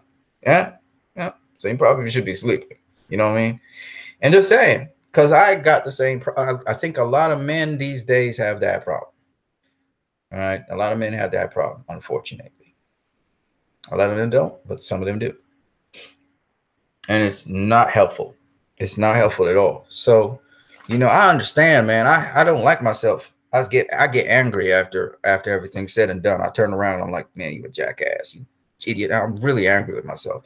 I'm like, dude, no, man. Why'd you do that? And, I ask myself all kinds of stupid questions. Yeah, dude, same here. 25 years in the making. I think it's 30 something years now. It caused the wrecking of my relationship, actually. And a lot of Christian dudes, I remember up in the States, there was this dude, man, he had this girlfriend. He was like, man, he's confessing to her, man, I end up watching online porn and shit. And so she was kind of really empathetic with him, and he was trying to get out of that situation. A lot of people are in that situation. A lot of people. You ain't the first, you're not going to be the last, Tommy Temper. But let me tell you this.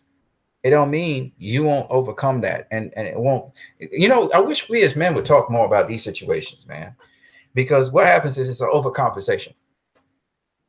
You know what I'm saying?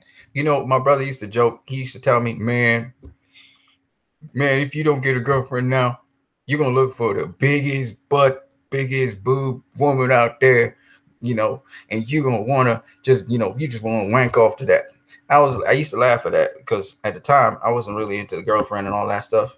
And it ended up, you have to watch that. You have to watch out for that because it's not realistic. All this stuff is not realistic. It's always a fantasy. GoFilm says everybody watches porn. Yeah, but trust me, man, porn is not good for you. I can tell you so many. Anyways, let me go back to what I was saying. Yeah, it's not good for us, man. It's not good for us as men because it distorts what a man is. A man ain't he's not a digging fork. You know what I'm saying? I'm not there to just plumb the sink or, you know, be pounding somebody into the dust. That's not what a man is. A man's more than that. You understand what I'm saying? You know, they call us boy toys or whatever. We're not that. All right. And that's the skewed version.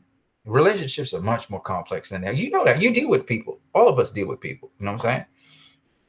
So as you're talking about that, that's something that, you know, I know GoFilms thinks that everybody watches porn. No. Everybody don't watch. Well, a lot of people watch porn, but not everybody watches porn. You know what I mean? And in this day and age where it's so available and stuff, it's not cool. It's not cool. I personally, I know better, man. I know better. And I think Tommy Temper also knows better. And that's what he want to strive towards, you know, being a better person. And that's the first start, man. Don't kill yourself over it, though. Let me tell you what happens. Sometimes you fall for it. You know, it happens. But get back up, dust yourself off. Oh, let's keep it going, man. Keep it moving. You know, at the age of 40, I'm finally starting to learn. Yeah, a lot of people are getting prostate cancer because of that shit. Yep. It used to be people used to go out and just bang people. You know what I'm saying? Now you can stay home, watch shit, and wank off or whatever. It's just, and it's nothing normal about that. There ain't nothing normal about that, folks. Nothing. And if you're a highly intelligent person, you be asking yourself, what the hell am I doing? You'd be like, dude, why did I just do that? Because you're like, nah, I'm so much more smart. I'm so much smarter than that. What the hell am I doing? You know what I mean? I'm 43, by the way, Tony. So my point being, anyway, guys, and I put this out there because, you know, I was an MD PhD student and all of that. And man, that was one of the things that wrecked my relationship, to be honest with you. And it skewed my reality, and something that I've been on and off struggling with. There's times when I'm fine. I'm just not even, I'm not on that beat. And then all of a sudden it happens, you know what I mean? But let me tell you guys something else. I always ask that, Lo. You see what I'm saying? You guys get it, man. We see, it's when we talk like this, we all realize it's something in common we all have. Now, as people, all we got to do is follow up on one another. You know, how you doing, man? How's that issue going?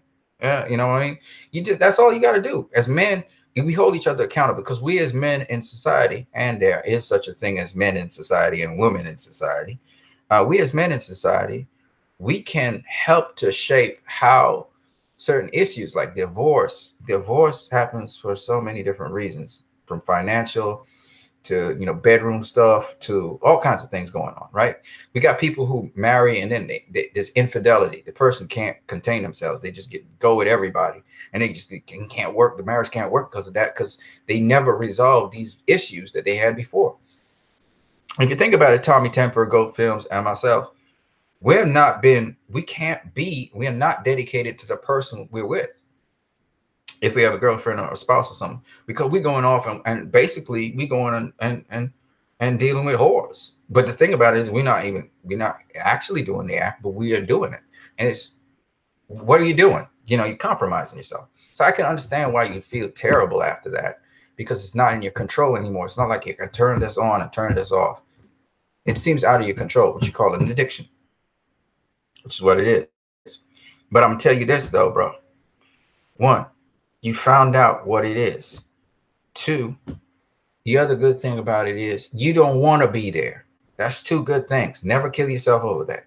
Make sure you're around. Now, you want to make sure you stay healthy, and you want to make sure you don't do that. So how do you do it? And that's what I'm trying to tell you. There's a missing piece. Something is missing in your equation. Same here.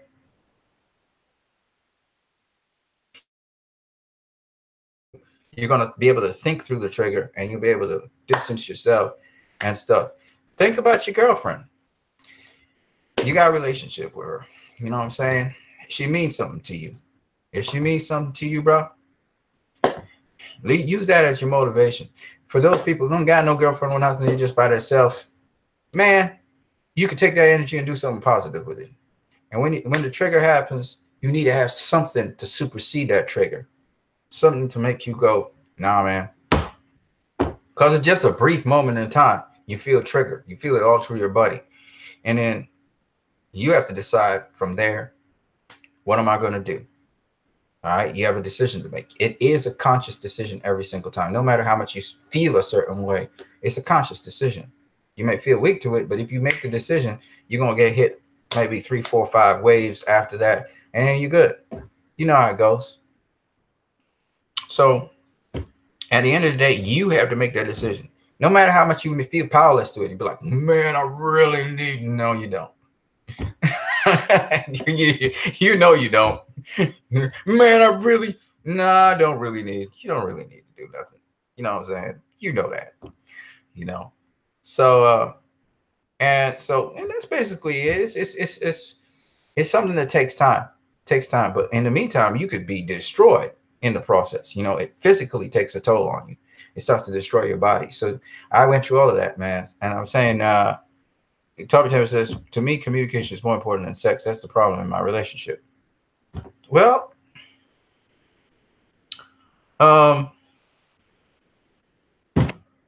you're right. Again, because, you know, you get at the best, like, you know, my girlfriend, my former girlfriend, my ex-girlfriend once said, you get at the best, you know, the best sex in the world, but that's all your relationship is based on. Y'all ain't gonna stay together. You know what I mean? And there's so many other levels to women that it's just, it's challenging, it's complex, it's difficult, but you know, you get to work along with somebody and build something. So it's dope. It's dope. I'm not gonna lie to you. It's a dope thing when you're with somebody and you know you guys are getting in sync with one another and stuff. So at the end of the day, yeah, of course, I agree with you 100%, man. You know, life is much more complicated. I mean, for most people who have families, they love one another. I don't have sex with my brothers and sisters, you know, I mean, some people do, but not me, right? But I love them. Like I'll give my right hand for my brothers. You know what I'm saying? I'll give my right hand for my cousins, my nieces, and my nephews. So obviously love is bigger than that. And that's the nice thing about Wonder Woman. When we watch Wonder Woman, it's not about sex, it's sexual love that Hollywood like to push, you know, the sexual tension and all that bullshit. I loved Wonder Woman for the fact that she genuinely loved humanity. She adopted humanity as her own. Same thing with Superman, you know what I'm saying? And to me, that's why, you know, I was born on Valentine's Day. I was born to be a love child, somebody who, you know, was a proponent of love, not, you know, not just, you know, eros, which is, it's cool when you're married and stuff, but also general love. And that's what it's, you know, that's what it's about. So I know you guys would struggle. Some of you guys struggle with that. Some of you guys are getting cool with it. It was like, man, that's just part of life. I love this. I love this. I love this. You know, some of y'all is like that. But for me, I can't be cool with it. I just can't. I got a history. You know, I had problems with, you know, with that stuff. And I'm not cool with it. Like I when somebody says, you know, well, man, I remember a guy telling me about, you you know, he was going out with these girls and stuff. And he was talking about, you know, me coming along. And I was like, no, homie, I'm cool. I'm cool. He was like, man, you don't want to. I said, I looked at him. I said, but dude, my history, I don't even want to mess with that. Like, I'm not messing with that. You know what I'm saying? I tell people, because you have to put that boundary down. You know what I'm saying? You have to put that boundary down, because it's accessible everywhere now. It's like you can go online, you can go different places. You can go right down the street. It's accessible everywhere. So you got to guard yourself, you know what I'm saying, in that respect. That's why fear is a great motivator. Now you got to replace that just ultra protectiveness with something. You got to go do something. That's my point. You can't just have that as the motive. You know, I'm not going to do that. No, that's not good enough. Not going to do that is not going to make your life. You got to go do something now. You know what I'm saying? So what are you going to replace that with? Once you make up your mind, you're going to replace that with something. Now that's how I go months, and sometimes you know, I went one whole year without even dealing with that, and then all of a sudden I was dealing with it, and I was in a funk. You know what I mean? I was in a straight funk, and I was like, God damn, not this again. After so many years, you know, you just be in a funk, because you be depressed. You actually be depressed, and the more depressed you get, and if you the more you say I'm not going to do this, is the more you're going to do it. So you might as well just kind of say, oh man, do I have to ride this out, or what's up with this? And a lot of people who've had different levels of addiction, and usually if you're a very if you're a deep person, like you go deeply into things, shit, you know, that's what no, pardon the pun, if you go into things a lot, you end up in these things, and you end up in this funk for a while. You know, you end up in the funk for a while. And you just have to kind of write it out and ask God for forgiveness all the way through. And you're like, man, I got to write this out, because I know very soon I can get my bearings back. You know what I mean? So you kind of have to write it out. And then but if you find yourself always being in it, then you have to somehow pull yourself out of that situation, you know, and be like, hey, you know, if you have somebody who's constantly trying to put that in your face, you'd be like, you know, like when I was around people who were talking about that stuff all the time, oh, I couldn't take it. I was like, shh, this is not good for me. I'm trying to fight with this, and the people just keep on bringing it up. You know what I mean? I hate that, you know. But what can you do? So what you do is, wherever possible, you try to focus, like how we having discussions here. You try to focus on another topic. You know, there was a time, man, where, I mean, I used to be in a caustic environment. I was teaching in the school, and there was these two like teachers, and they just love to bring that shit up. They talk it a lot. They were married guys and stuff, but they talk crap nonstop. Oh, everything is sexual innuendo, sexual this, that. It was annoying as hell, bro. I can't tell you how annoyed I was. And I was struggling with it, you know what I mean? So if you're not struggling with it, it's not a problem, you know what I mean? But if you're struggling with it, you're like, dude, shut up already. Like, it's not funny, you know? I used to say nothing, though. I just would go in, do what I got to do. If I heard it, I'll just like leave. They'll be like, Mr. Phillip, you know, I'm like, nah, homie, I'm out. I might smile. I didn't really want to smile. Like I was watching them like, man, I just want to slap you right now. You know, I think that's one of the reasons why I'm not one of those guys that just likes jokes. Unless your joke is innovative, it's true. You know, I look at D.L. Hughley stuff. I look at guys like you know, different guys who be talking true things, but it's kind of funny at the same time. Trevor Noah, D.L. Hughley, well, these are kind of black guys. I like some white guys too who do their thing on you know, comics. They come from a different angle. They catch you off balance. You're like, whoa, oh, that's funny, and it's true at the same time. That's funny and true. I like that. You know, that's my kind of thing. So, you know, like I said to you guys, man, you know, all of us, I'll call Christ I am disciple, right? Christ I am disciple. You know what I'm saying? And so at the same time, you know, and I believe in Jesus Christ is the way, the truth, and the life. Like I believe that through and through. When I'm telling you guys all these different things, it's just a different way of how expressing what I believe in a very natural way. And I really fall short of really having the respect for women that I deserve to have the respect for, and respecting different people and stuff like that. And I fall short miserably of that ideal. So I can get why Superman was struggling. There was a reason why Man of Steel appealed to me so much. It seemed to summarize my Christian walk. You know what I mean? these strata, these high ideals to strive towards. You know what I mean? And you find yourself sometimes just falling short of it, or you're pushing yourself so hard you can't see that you're actually making progress, but you can't see it because you keep on looking at all the setbacks. And so the person I was when I first came back to my home country, or the person I first was when I left my home country, because when I left, I'll give you guys some background. When I left my home country to go to the United States of America to go study medicine, I was a guy who didn't give a damn. Like, I didn't care. Like, I didn't have a problem with porn. I didn't care about, people talking about gay rights and stuff. And I was like, yeah, man, we should support gay rights and stuff like that.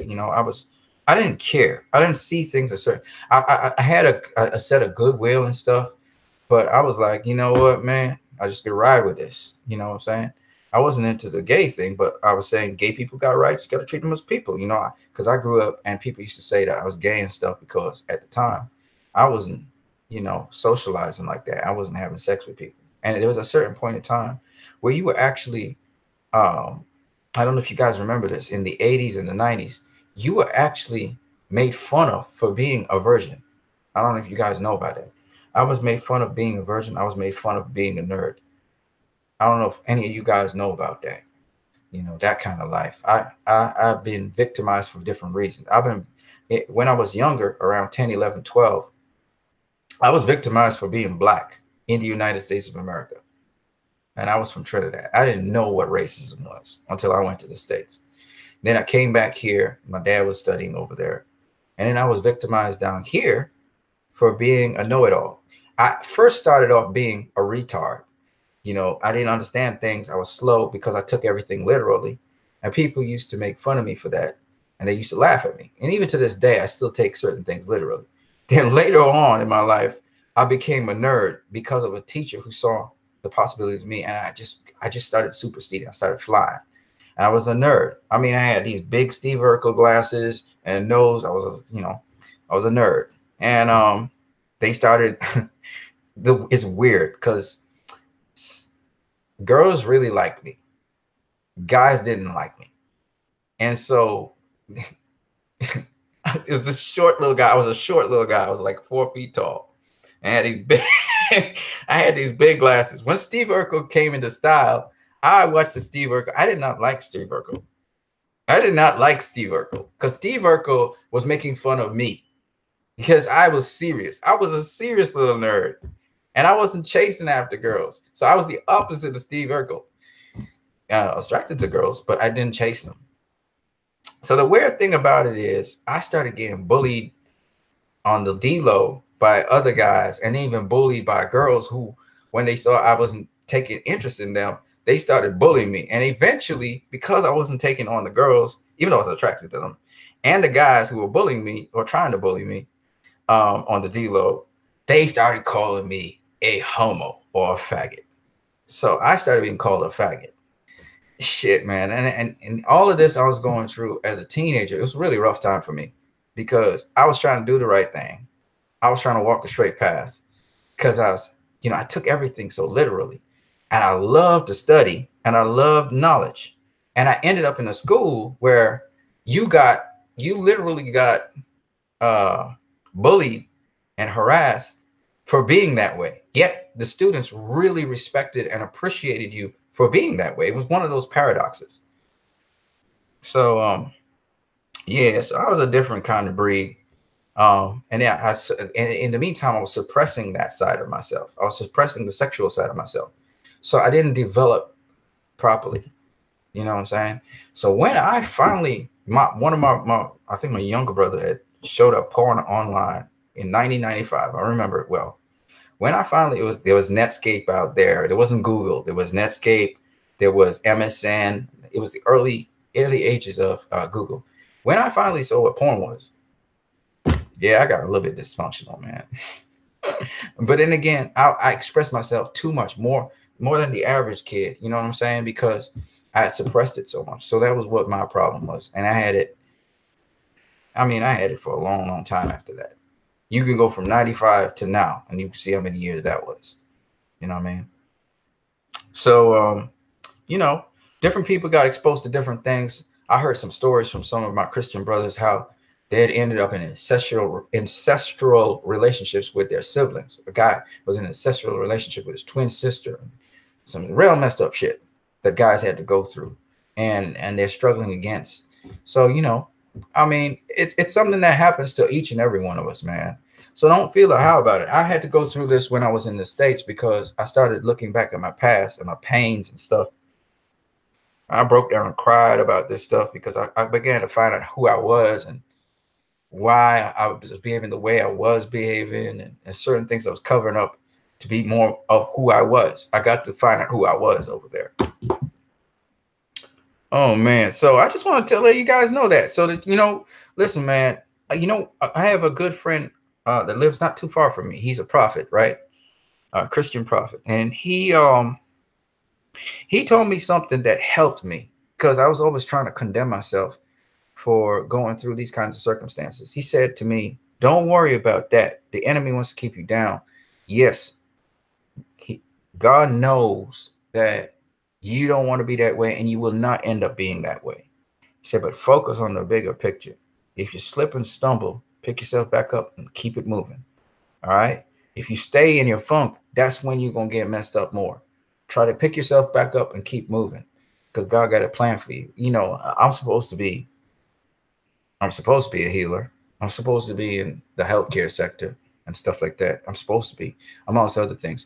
But if you're watching these videos and what I'm doing right now, and why I'm not afraid to talk about these videos and my past is because I feel like this is something that can help other people to be better and to heal whatever wounds they have. And if you have to reflect, go into your past, take some time, reflect on it, step away from the computer sometimes, just step away from social media, computers and stuff, your phone, whatever it is you're using, just step away a minute, reflect a little bit. If you believe in Jesus, take out the Bible, take out your scripture every now and then and just read a little something. You know what I'm saying?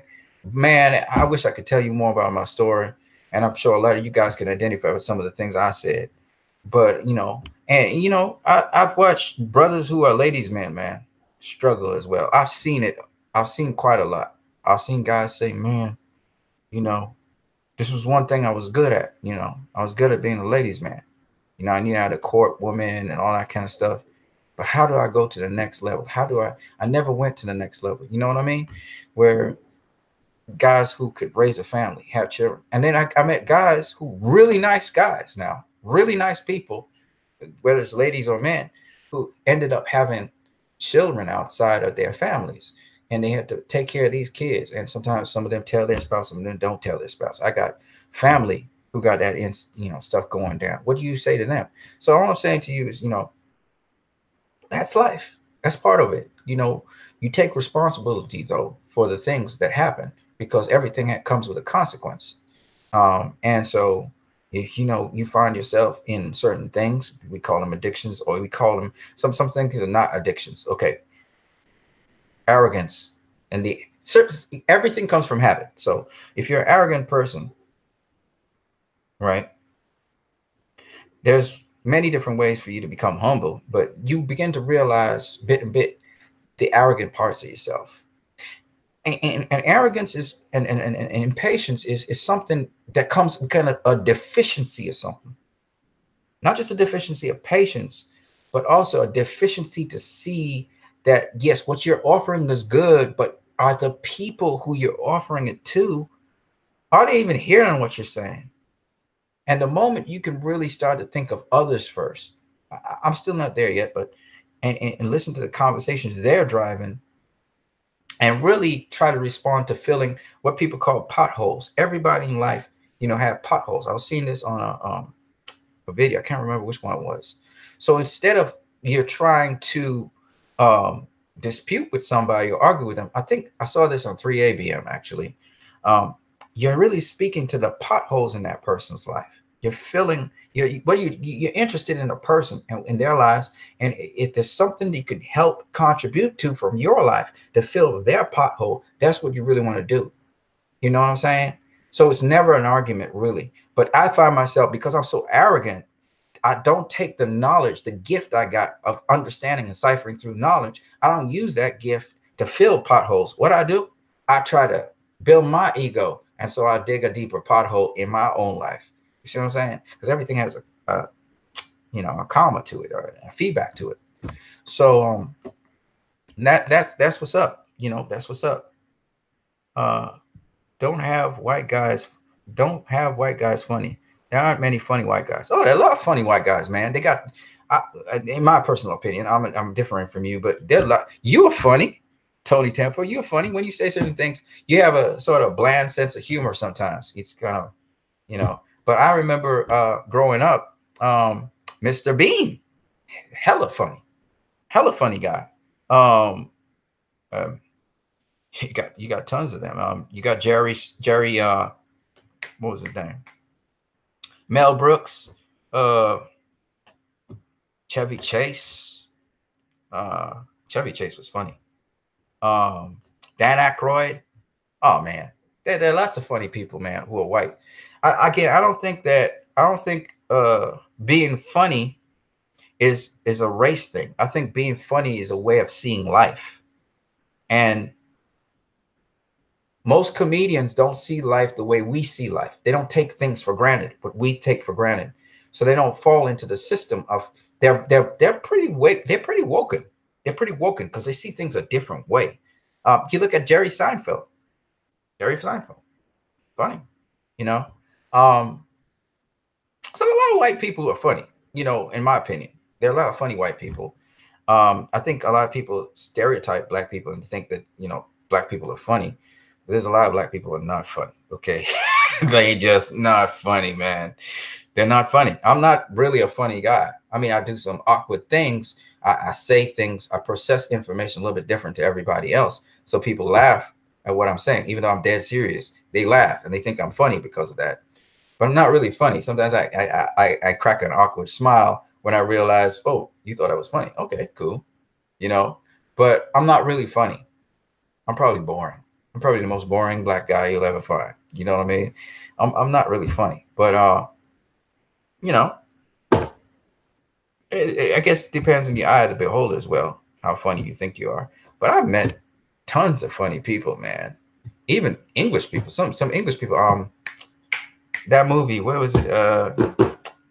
Shoot, I could see it. I could see the guy, the actor right now, who was funny as hell. I just can't remember his name, and I can't remember the something Mounty. That was funny as day, man. And there are a couple other really funny actors that I really enjoy watching them on the screen, and they're good actors as well. They can act as well. It's really funny, but they're comical too. They're comical, So what I'm saying is that, I love funny people, man. I love people who, I love different people. I love different people, and it's all about service. You know what I mean? The English still belittle the Irish. I saw that. I noticed that. Like English, like to be English is like a privilege. It's too funny, man. That's funny actually when you think about it. Oh, you can be English. And they have their criteria to be English. And it's like, no. Irish are English people too. Everybody's English, you know what I mean? But that's somebody speaking from the outside in. I know you guys, would say, no, we're not English or whatever, Tommy Temper says, guys saw you as a threat if girls like you. Well, hell yeah. How do you mean? You imagine this little nerdy looking guy is pimping, right? I'm using language here. Pimping. And he don't want none of the pimping. That's an insult to another guy who be he's fighting hard to get girls, and you just getting them because you don't really want them. What the hell, man? I hate you. I hate you, Ninja. Oh yeah, they didn't like me, man. They was jealous of me. Now the bigger guys, the much bigger guys, I used to watch the bigger guys play basketball. The much bigger guys who are not in my, they wouldn't come at me. You know what I'm saying? They liked me. It was like, hey, little guy. I was like the nerd that liked to play basketball. I was fascinated by basketball. It's one of those crazy things, man. It was. I was weird. I was a paradox. I didn't fit into nothing. I didn't fit into groups. I tried to befriend everybody, but I didn't fit in nobody's group where I was, because there wasn't really a nerd section in my school. Some schools there's a nerd section. In my school, there wasn't really much nerds. Like everybody wanted to be cool. Everybody wanted to fit in. Everybody was trying to vibe. And you had a leader and everybody wanted to follow that leader. And I didn't give a damn. I was like on my own beat. And then on top of that, the principal of the school was my dad. And I just didn't care. My younger brother, he didn't give a damn. I was the older one. So, and they thought I needed to carry the standards, the line or whatever. But I didn't really care about all of that. I was like, I like to study. I like to read. I like science. I like books. Like, it's weird. I was not good at sports because I was small. So running, the only thing I was good at, I loved, was basketball. And I loved basketball for the very same reason you guys like Superman. I loved to fly in the air. Michael Jordan was the dude at the time. And I wasn't great at basketball. I didn't score a whole lot because I was a short little guy. And I didn't know how to dribble that great or anything. But because I was stuck around the big guys, and every now and then they would allow me to play ball. And some of the guys was drug dealers and stuff. And then my dad stopped them from coming to the school. It's really crazy, man. My history is funky as hell. But anyway, because of that, I ended up loving basketball. I remember once I scored on a really tall guy who was just really great. He could dunk all kinds of, and the big guys, I remember I was a little guy, remember? These were big guys. This guy 5 years older than I am, 6 years older than I'm a little guy, like, 13, 14 years of age. I score on this big guy that was just towering, powerful, everything. The guy right now is military. He's police and military in the United States. I think he's working with the CIA or whatever right now. The guy's name was Glasses, but he didn't look like he was an athlete. Like, he was the fastest guy in the school and everything. I scored on him. And I was a little dude. You understand what I'm saying? Like a 4 foot tall guy scoring on a 6 foot tall guy. You mean the guy's got two feet on me. I did a fadeaway on him. I actually jumped in the air, went under the ring, and I kind of flipped it at an angle and got it to go back into the ring. I did a fadeaway on him. Anyway, man, I'll never forget it. And the whole, like, it was after school and everything, in the court of the school and everything. I remember the guy called Science. He used to live next door, but he used to smoke weed and all kinds of shit and come across at school, because the school at the time didn't have the walls that it used to have. So my dad, he would sometimes go out and stuff, and I had to wait on him to come back because he would take me up to go home with him. Now, I could have traveled, but I used to stick back and study. I used to study after school. And then the guys used to be playing basketball out there. I'd go out there and watch them play basketball. I was a weird nerd, okay? I don't know how to explain this to you guys. I was a nerd that there's a lot of paradoxes here. I was a nerd, loved to study. But when it came to things like basketball, I loved basketball. I don't know why. I loved to fly. I love the fact that if I leaped off the ground, I could stay in the air for a while. I love that idea. And so I don't love basketball like I did back then. And obviously I can't fly in the sky anymore. But I loved it, man. I loved basketball more than any other sport, more than soccer or what they call football, more than cricket. I wasn't really great at sports. I mean, I could, I could hold my own with a little bit of cricket. I could dribble a little bit with football, but I wasn't great. I wasn't great or anything in sports. But basketball, that was my passion, man. I loved that game. I loved that game at the time. And just a little guy, they brought me in, they kind of humored me, and they said, okay, come on, small man, do your thing, shorty, small man, because I was small. I was in, okay, what would that be? Form 2, Form 3. Form 3 is like what? Form 2, Form 3, that's like what? Grades. If you're in the American system, that would be like maybe grade 6, grade 5, maybe. I don't know, grade 4, grade 5, grade 6. Okay. In the American system, I was 4 feet tall. I was about 13, 14 years of age, maybe 15. No, I wasn't 15 yet. I was about 13, 14. I was a little guy. I was short, guys. I grew up. I had a growth spurt when I was about 15. I started really growing, and I got long, long, long, long, long. So I'm close to 6 feet now, but I grew like two feet or almost 2 feet within the space of 1 year. So it was really weird. But what I was saying to you guys is that I was this little dude, you know. Everybody was taller than me, almost. And girls like that. They digged it. It was like funny for them. Yeah, anyway. So, yeah, that's my story. It's really, if I were to tell you my story, it's pretty funny because I wasn't good at sports because I was so small. So if I competed, and not only that, I wasn't athletic. I don't consider myself athletic. I mean, I love basketball. You know what I mean? I was small, I was short, I was skinny. So I wasn't fast. Like if you run a race, track and field, I come dead last. Because I mean, I didn't have the turnover. You know, petite. Like I wasn't big and strong and strapping. I was strong, but I didn't look that way. I looked skinny, right? I was a small little, man, I'm a nerd, right? You know what I'm saying? I'm a nerd. I ain't strong. You know what I'm saying? That's not my, I mean, I got some strength, but I mean, I wasn't strong. You know what I mean? So I wasn't no great sprinter. I became much better later on when I filled out and I got tall and everything. I started pumping weights, going to the gym, that kind of stuff. But I wasn't that when I was a kid. You know, hey, you guys making me go down memory lane for a minute. This is interesting. I mean, I had some painful experiences, I'm not gonna lie, when I was a kid. And I'm glad for them because that's what made me the person I am today. So, you know, just letting you guys know a little something. I was never a ladies' man. That's the problem with me. I was never a lady. I don't know, man. I never chased down women. And even when women weren't even interested in me, when I was in the States, and you know, people weren't interested in me. It was no big deal. I mean, I was happy to go down to Atlanta.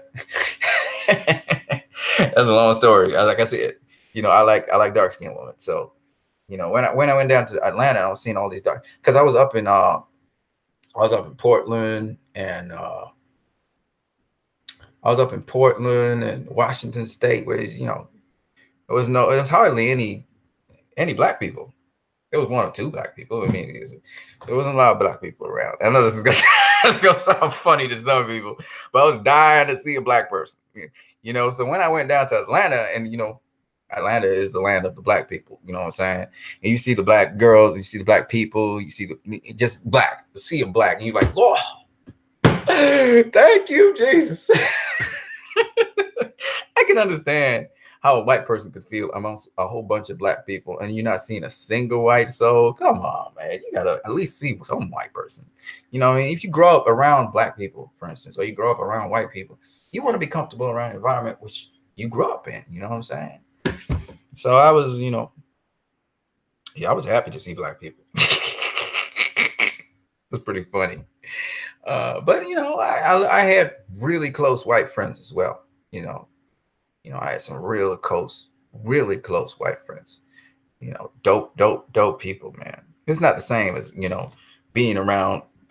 Like I'm in Trinidad now, and almost everybody's black. You know what I mean? It's nice. Even the white people look black. You know what I'm saying? Because they got this nice little tan and everything going on, and they look rosy and stuff. You know, but you know, it's the Caribbean. You know, life is good down here. And it's just a beautiful thing for me. You know, there's a lot I could tell you guys about myself. Well, you guys you get bored stiff about me. I mean, my past is pretty interesting. And the interesting thing about it too is, you know, talking about also, you know, the experiences I had in the United States of America, you know, meeting the black people, the black white people. I know that sounds weird, but damn, man, those Southern people, man, those Southern white people, man, they dope. Some of them are really dope. I mean, I can't explain to you how dope those Southern white people are. Man, sometimes you wonder what's the difference between Southern white culture and Southern black culture. You know what I mean? Sometimes you can't tell the difference. You know what I'm saying? And whoever said that white people don't have you know, behinds and stuff. Look, not down in the South, man. Them Southern people, man. You know, and then I also saw another thing that was really crazy. That blew my mind. I was watching women play football. I never seen that before. And I was going to, you know, a Christian school, but on a certain day they were playing sports and stuff. And I saw some women playing football. They look like women, of course, but god damn, man, they fierce. You know, man, I mean, it changed my whole perception on women. You know what I'm saying? They are bad, man. I mean, they tackled down God, took a guy down, swept him completely off his feet with a tackle. I was like, God damn, they not playing. You know what I'm saying? Yeah. So it changed my whole perception of women and stuff. I mean, I got my tail beaten up by in primary school or in elementary school by a girl. So yeah, I got my tail whooped by a girl too. So I learned immediately, you know, men are not necessarily stronger than women.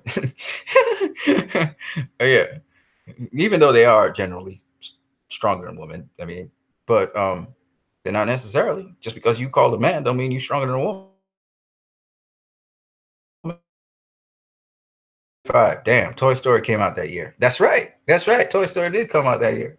Toy Story was revolutionary. I remember those browsers, low. Yep. We old Lanson. Yep, man. Prophet. Yep. I am definitely identify. Not a ladies me. Not ladies me. I don't know what that means. Yes, deficiency of understanding without getting too emotional. I don't have the name Tommy Temper without a reason. Yeah, I hear you. You hated Mr. Bean. You hated Mr. Bean. All right, okay, cool. You're the first person to tell me you hated Mr. Bean. That's cool. I must be culture. Okay, it's more culture than race, in my opinion. Okay. Shut up, being so critical of yourself. Yeah, man. It's all good, man. It's all good. Man, I talked with you guys for a long time. I didn't plan to talk this long. The Full Monty. That's it. The Full Monty. That's the one. Or Monty Python. Yeah, that was funny as hell, though. You know, it's again, got all kinds of things going on in that. You went, you are an intellectual. Yeah, I'm an intellectual. That's what I am. More heady than anything else. I love books. I mean, I haven't read a good book in a while. I haven't read books in a while. I should go back to the library and start reading books. I went to what they call prestige schools in my country. You know, I was amongst nerds for a while, but that was when I was doing the advanced level classes, or what we call pre-college. I went and I was amongst nerds, and then I was looked at as a stupid nerd. I was looked at as a dumber nerd, even though the weird thing about me, because I was so unorthodox in how I proceeded to do things, was a challenge to the bona fide nerds. Like, they were the bona fide nerds, the creme de la creme nerds. And then I was like, because I ended up in a class system where I didn't even actually belong to any demographic once again. I'd gone to also a private school, another private school, and there was a girl I liked. She was a Syrian.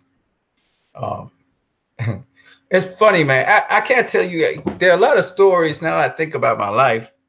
There's a lot of funny stories in there. Like, there's some things that really are funny. When I look back at them, I laugh. I chuckle at it. Because when you know yourself more as an individual, whether it's as a sexual being or as a person or as someone who is trying to aspire to a certain way of life, and you think about how other people affected your life, it was a blessing. You know, even though you may not be where you actually want to be in your life, it was a blessing, man. And I don't regret any of it. You know, bet you were better than Kevin Hart. Kevin Hart, the first time I heard about Kevin Hart, I hated how he over dramatized himself, but he does put forward some pretty funny things. Sometimes he can be humorous. It's a hit and miss with him. You know, for instance, I don't know if you guys ever watched, what is it called? Shoot.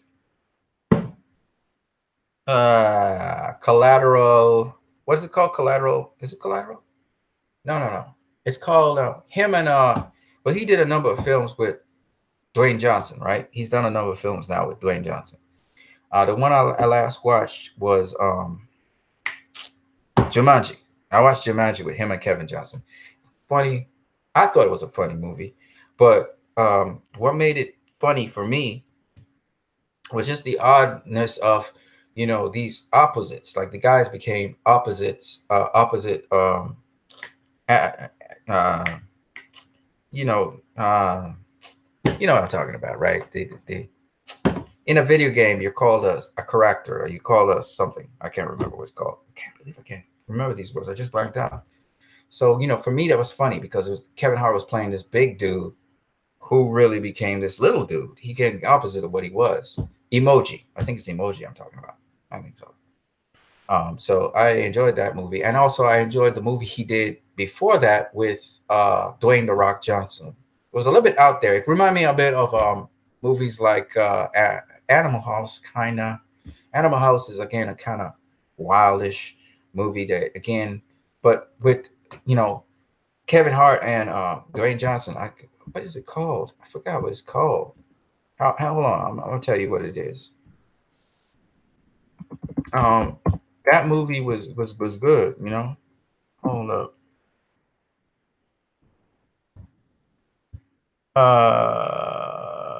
Central Intelligence. That's the one. Central Intelligence was actually different to what I expected it to be. So it was kind of out there. But I really enjoyed that.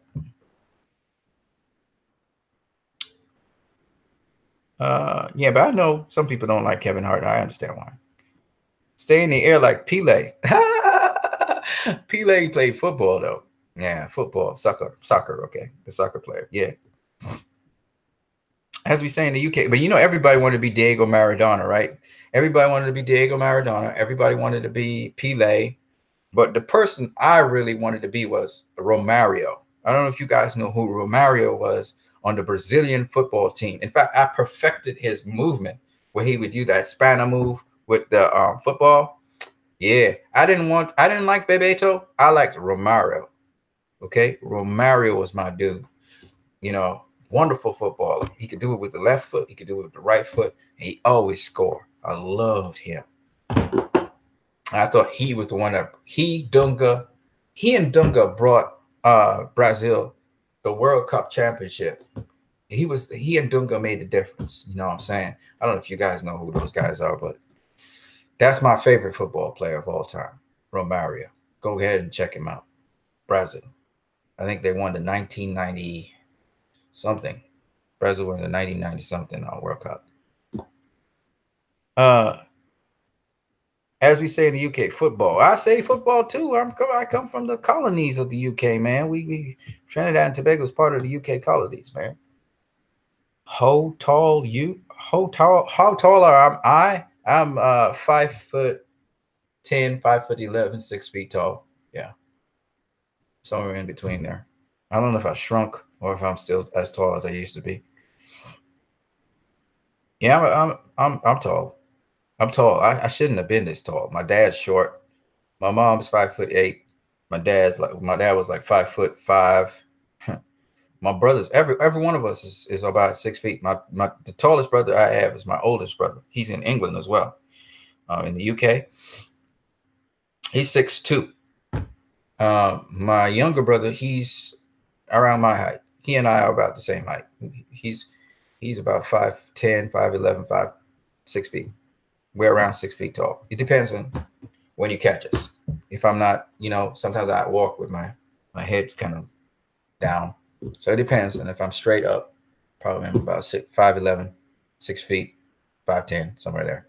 I'm tall. I'm Roy Jones Jr. height.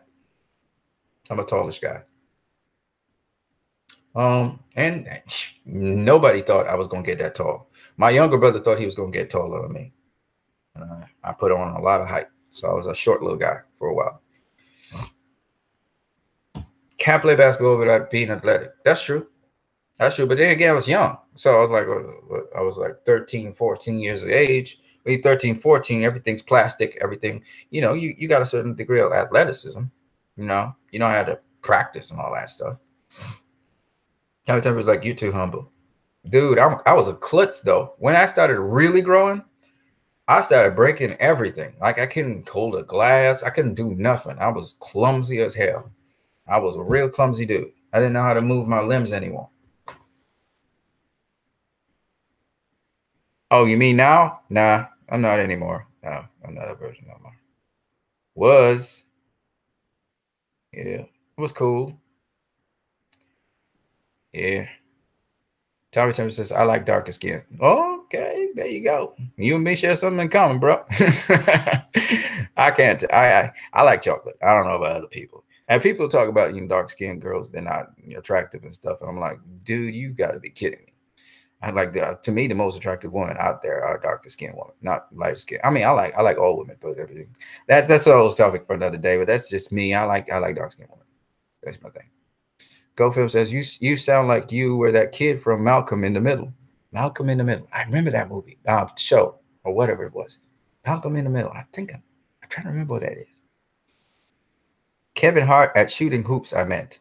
Oh yeah. Are you 5'11"? What the hell, man? You got more in common with me than I thought. That's crazy. That is crazy, bro. You're 5'11" too. That's cool, man. That's cool. That's crazy. See? So maybe we have similar past. Who knows? But I was a nerd, though. I was a nerd. I am still a nerd.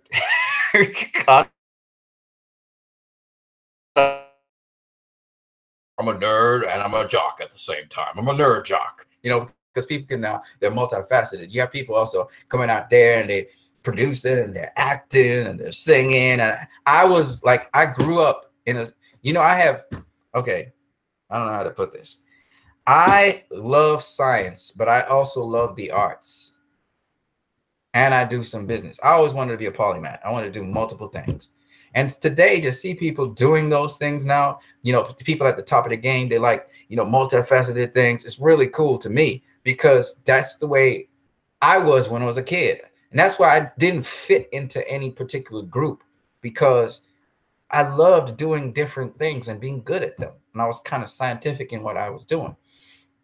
To this day, I always write songs. I started writing poems first, then I started writing songs. And I write, I construct music.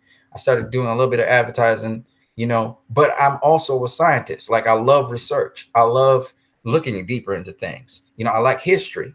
It's just one of those weird things where I think being a multifaceted person can work, but also cannot work, so it's what it is. You know what I'm saying?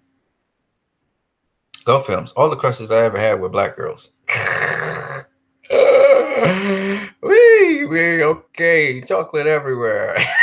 I guess people love chocolate. What can I say? Yeah. There was I remember back in the day, I had a crush on a school teacher. She was a Spanish teacher. She had a boyfriend and everything in my school. Everybody had a teacher crush, right? And I liked this teacher. She was again, a dark-skinned teacher. She was the Spanish teacher, and I liked her. She was young too, because most of the teachers in the school that I went to, they were older people, right? So she was young, and she just come on the job, and people were giving her a hard time, but I loved her. I had a crush on her, but I did okay in her class and stuff. But it's just one of those things, man. Everybody, So it was just what it was. Yeah. That's my story, man. That's my story, man. That's just what it is. My girlfriend was dark skinned too. Yeah, I like chocolate. If people want to say that. GoFilm says, do you remember reading comics when you were little too? Yeah, when I was about 9, 10. We just come back from the United States of America. I went up to the countryside where my grandmother used to live, and my uncle would have tons of comics. Some of the comics you're not supposed to read as kids, like Vampire and all that shit. And so he had tons of comics. He had Star Wars comics, Avengers comics. He had Batman comics. I didn't really see any Superman comics. So I started reading comics every time we would go up to the countryside to my aunt. I'd go underneath the house, there was like boxes and boxes of comics. And we used to just take the comics out from underneath the house and come back up at the top of the house and read out those comics. It was wonderful. As a kid, I loved. And the thing about those comics, I used to read Conan the Barbarian comics. Before I saw Conan the Barbarian, the movie, I started reading Conan comics. So it was some real graphic shit. I used to watch, blood and gore. And some of it was kind of, all those, the stuff that Conan stuff had. And so when I saw the Conan the Barbarian movies with Arnold Schwarzenegger, it was like, damn, yeah, that was like Conan comic, man. You know, the real, like the 70s Conan comics and the 80s Conan comics, you know, that kind of stuff. It was like much more graphic and stuff. You know what I mean? Tony Temper says, I only had female friends in high school because I didn't like soccer, football. There you go.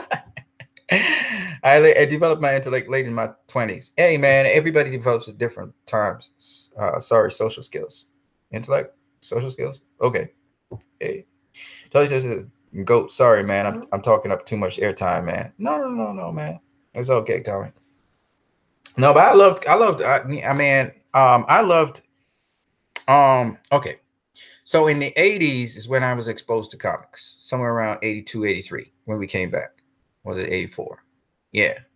Because before, you know, I was a little kid when we went away to the States because my dad was studying. So it was when I came back that I got exposed to comics in a serious way. Before that, I knew about Superman. You know, I knew about Batman, Wonder Woman. You know, kids would have the caps or whatever. But I didn't really have a concept of those things until much later on when I started reading comics. I was about 8, 9 years old. I was still in primary school, and we was reading these. And then, of course, we then learned. You remember the times? I don't know if you guys know about this. Do you guys remember the times when you had to hide X-Men comics because it was so explicit? When X-Men comics first came out, you had to hide the X-Men comics. You couldn't carry X-Men comics to school. And when I was in primary school, they carried to school. I started reading Spider-Man comics. I remember the Lizard and all that stuff. When I was in Standard 5, which would be like grade, I don't know, grade what? I don't know, grade what? Grade 6, grade 7 maybe. I don't know. But I don't know. But yeah, when I was in that, you know, I was watching, like, you know, I remember the Batman comics I was exposed to, you know, when the Dark Knight Returns came out.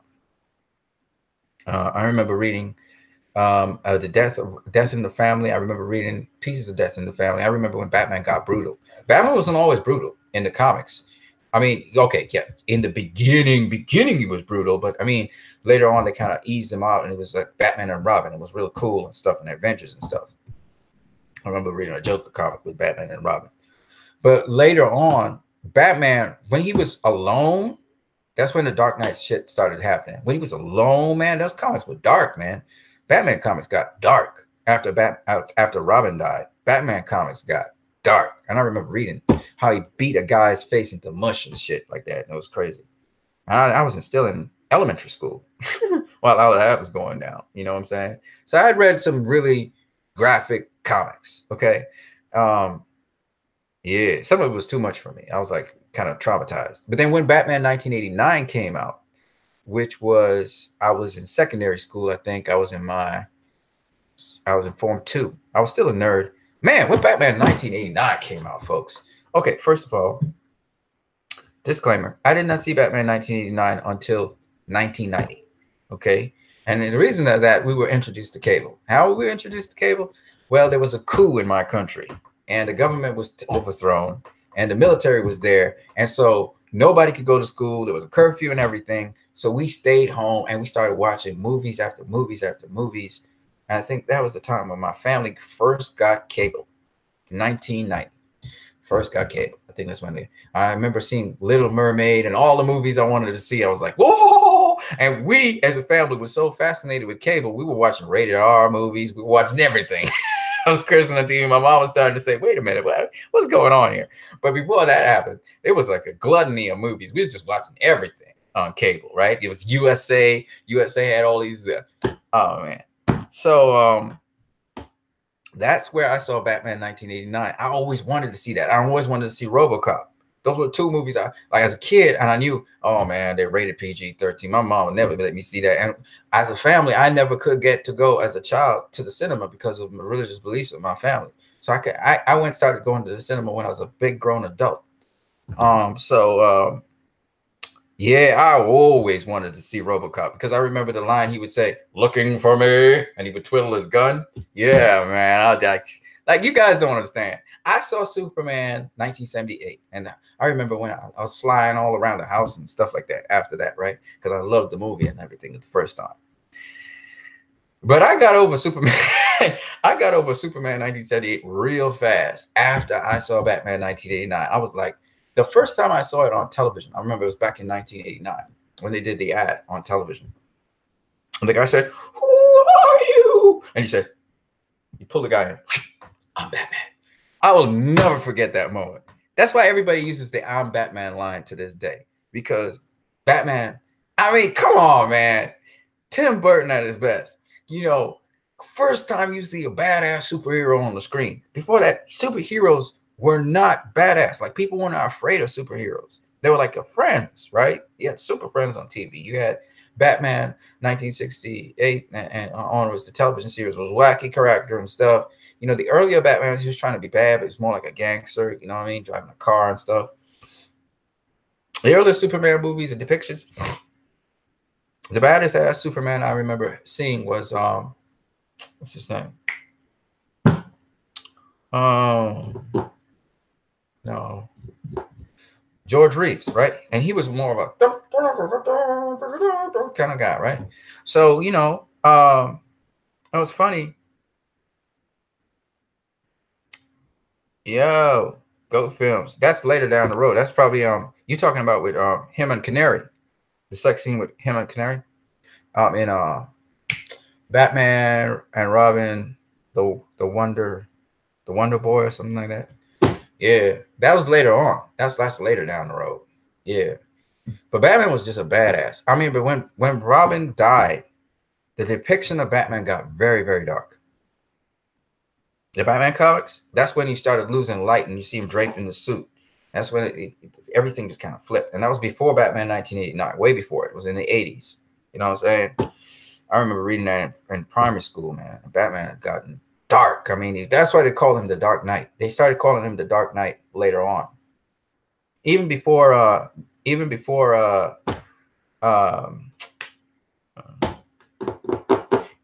Frank Miller did the Dark Knight Returns, he was called the Dark Knight before that. You know what I'm saying? Anywho, so yeah, I mean, when I saw Batman 1989, it blew my mind. Then I finally got to see the movie in the 1990s. So I saw the advertisement for it. And I can't remember if it was Cinemax or HBO I saw it on. Back in the day, it was Cinemax and HBO was the joints. You know, you wanted to see Cinemax or HBO. I saw so much shit. I saw Dick Tracy, you know, the movie Dick Tracy on I don't know if it was Cinemax or HBO. It was awesome. And, you know, the violence and everything. And, you know, Warren Beatty was the guy who played Dick Tracy. Never forgot that. Love that film. So The Phantom. Oh, man. That was a great time for me as a kid. I mean, I was about, 15 at the time? Oh, it was a great time. I was in Form 3, I think. Really love movies. I get myself absorbed in movies. I enjoyed movies. I remember there were cartoons. You guys remember the Hanna-Barbera cartoons? You guys remember there were Super Friends, yeah. And that was great. I remember I used to watch Super Friends and the adventures of them. But there was also Thundercats. You guys remember Thundercats? You guys remember Doctor Who? I never really saw Doctor Who, though. That was on a Saturday, so I never got to see Doctor Who. Up to this day, I haven't seen. Oh, actually, I saw some. So I saw some Doctor Who. Now I remember. Yeah, it was kind of sort of psychedelic, sort of kind of moving from one place to the next and stuff. Dead or Alive, You're Coming With Me. Yeah, you remember that RoboCop? Yeah, that's right, Tommy Temper. Man, you guys love it. Man, you guys remember these movies. Oh, man, I remember seeing RoboCop. It was out there, though. It was out there because it's kind of a dystopian. Oh, yeah, man. Yeah, man, you know, certain movies just have a serious impact on me. You know, when I saw The Shining, it made me not want to go to sleep in the night after that. Remember Ulysses? Yeah. Ulysses the robot. Yeah, shooting up everybody and stuff. What was I gonna say? There was man, they got us. You know, there was a lot of great stuff, man. Tommy takes a 31. I don't know what's 31. What's 31 again? I can't remember what 31 is. You know, back in the early 80s, I think after we came back, there was television shows like Alien, V. I don't know if you guys remember V. Not V for Vendetta, V. sci-fi movies like that freak you out. You just couldn't go to sleep in the night because it just freaked you out. You had movies like uh, these early ones I remember. 21 Jump Street, when it was not a comedy. You know what I mean? What was it like when Batman and Robin came out? You mean the movie? Uh Remember, I didn't see the movie. I saw Batman and Robin as on HBO. So I'll tell you what, Batman and Robin. As a kid, I was excited for it because uh, what's his name? Not because of George Clooney, but because of Arnold Schwarzenegger. I was an Arnold Schwarzenegger fan. I think you guys, everybody was an Arnold Schwarzenegger fan because Terminator 2, right? Judgment Day. That was a crazy movie in its time, right? So Arnold was playing Mr. Freeze. So I was cool. You know, I was excited about that. At the time, I was young. So Batman and Robin at the time, when I saw it, you know, I was kind of, it was wacky-ish and stuff, but you know, it was like an adventure thing. So, you know, kids enjoy anything, right? I enjoyed anything, even though it was 1997. I kind of enjoyed it. But I always wondered, from Batman Forever, I always wondered, like, why did they get rid of Michael Keaton? I didn't know the story behind it. I was like, that, when I saw Val Kilmer, I just didn't think it was Batman. I never thought that Val Kilmer was Batman. I always felt it was Val Kilmer playing a Batman. So that was my thing. And then after Batman and Robin, you know, and then I heard afterwards, I learned it was a flop. And then when I rewatched the movie, I was like, my God, what kind of movie? I mean, let me just be honest with you. The best performance in that entire movie, ironically, was Ace Ventura. Sorry, what's his name? I forgot his name now. You guys know what I'm talking about. He was exciting, you know, because he went a dark place for a certain point in time. His face even looked weird. I forgot what his name is. What's his name? What's the name of the? I forgot what his name was. Yeah, a Catwoman. Again, Catwoman wasn't bad for me. When I saw Catwoman, was like, oh, okay, interesting, a different take, and I like that she wasn't over sexualized and stuff.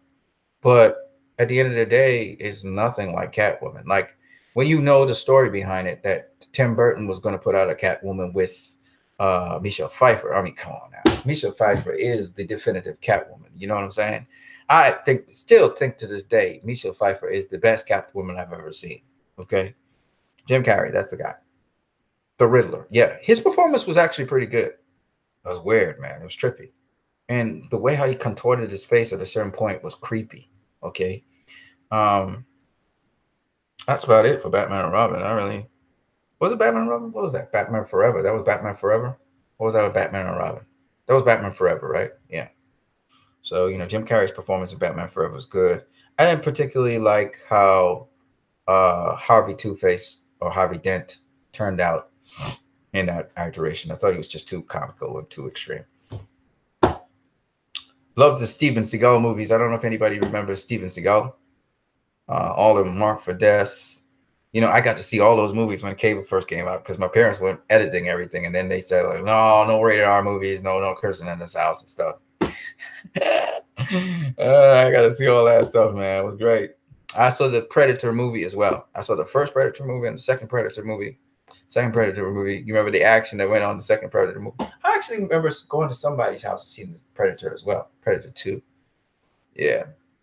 You know what I'm saying? You know, it was something, man. It was something. And then also cable also got me introduced to porn again. So because, you know, late night into the morning, so that was another way where I interfaced with that shit. And it was not cool.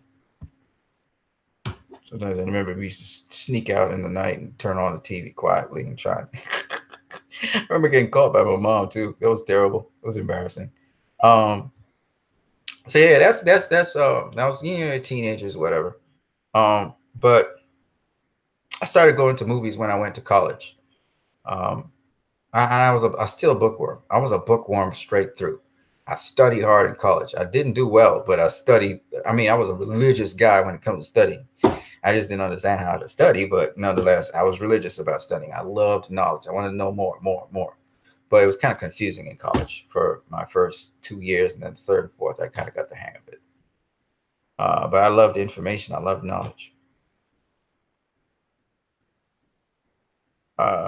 What was it like for Batman movie franchise to kind of die out because of Batman and Robin?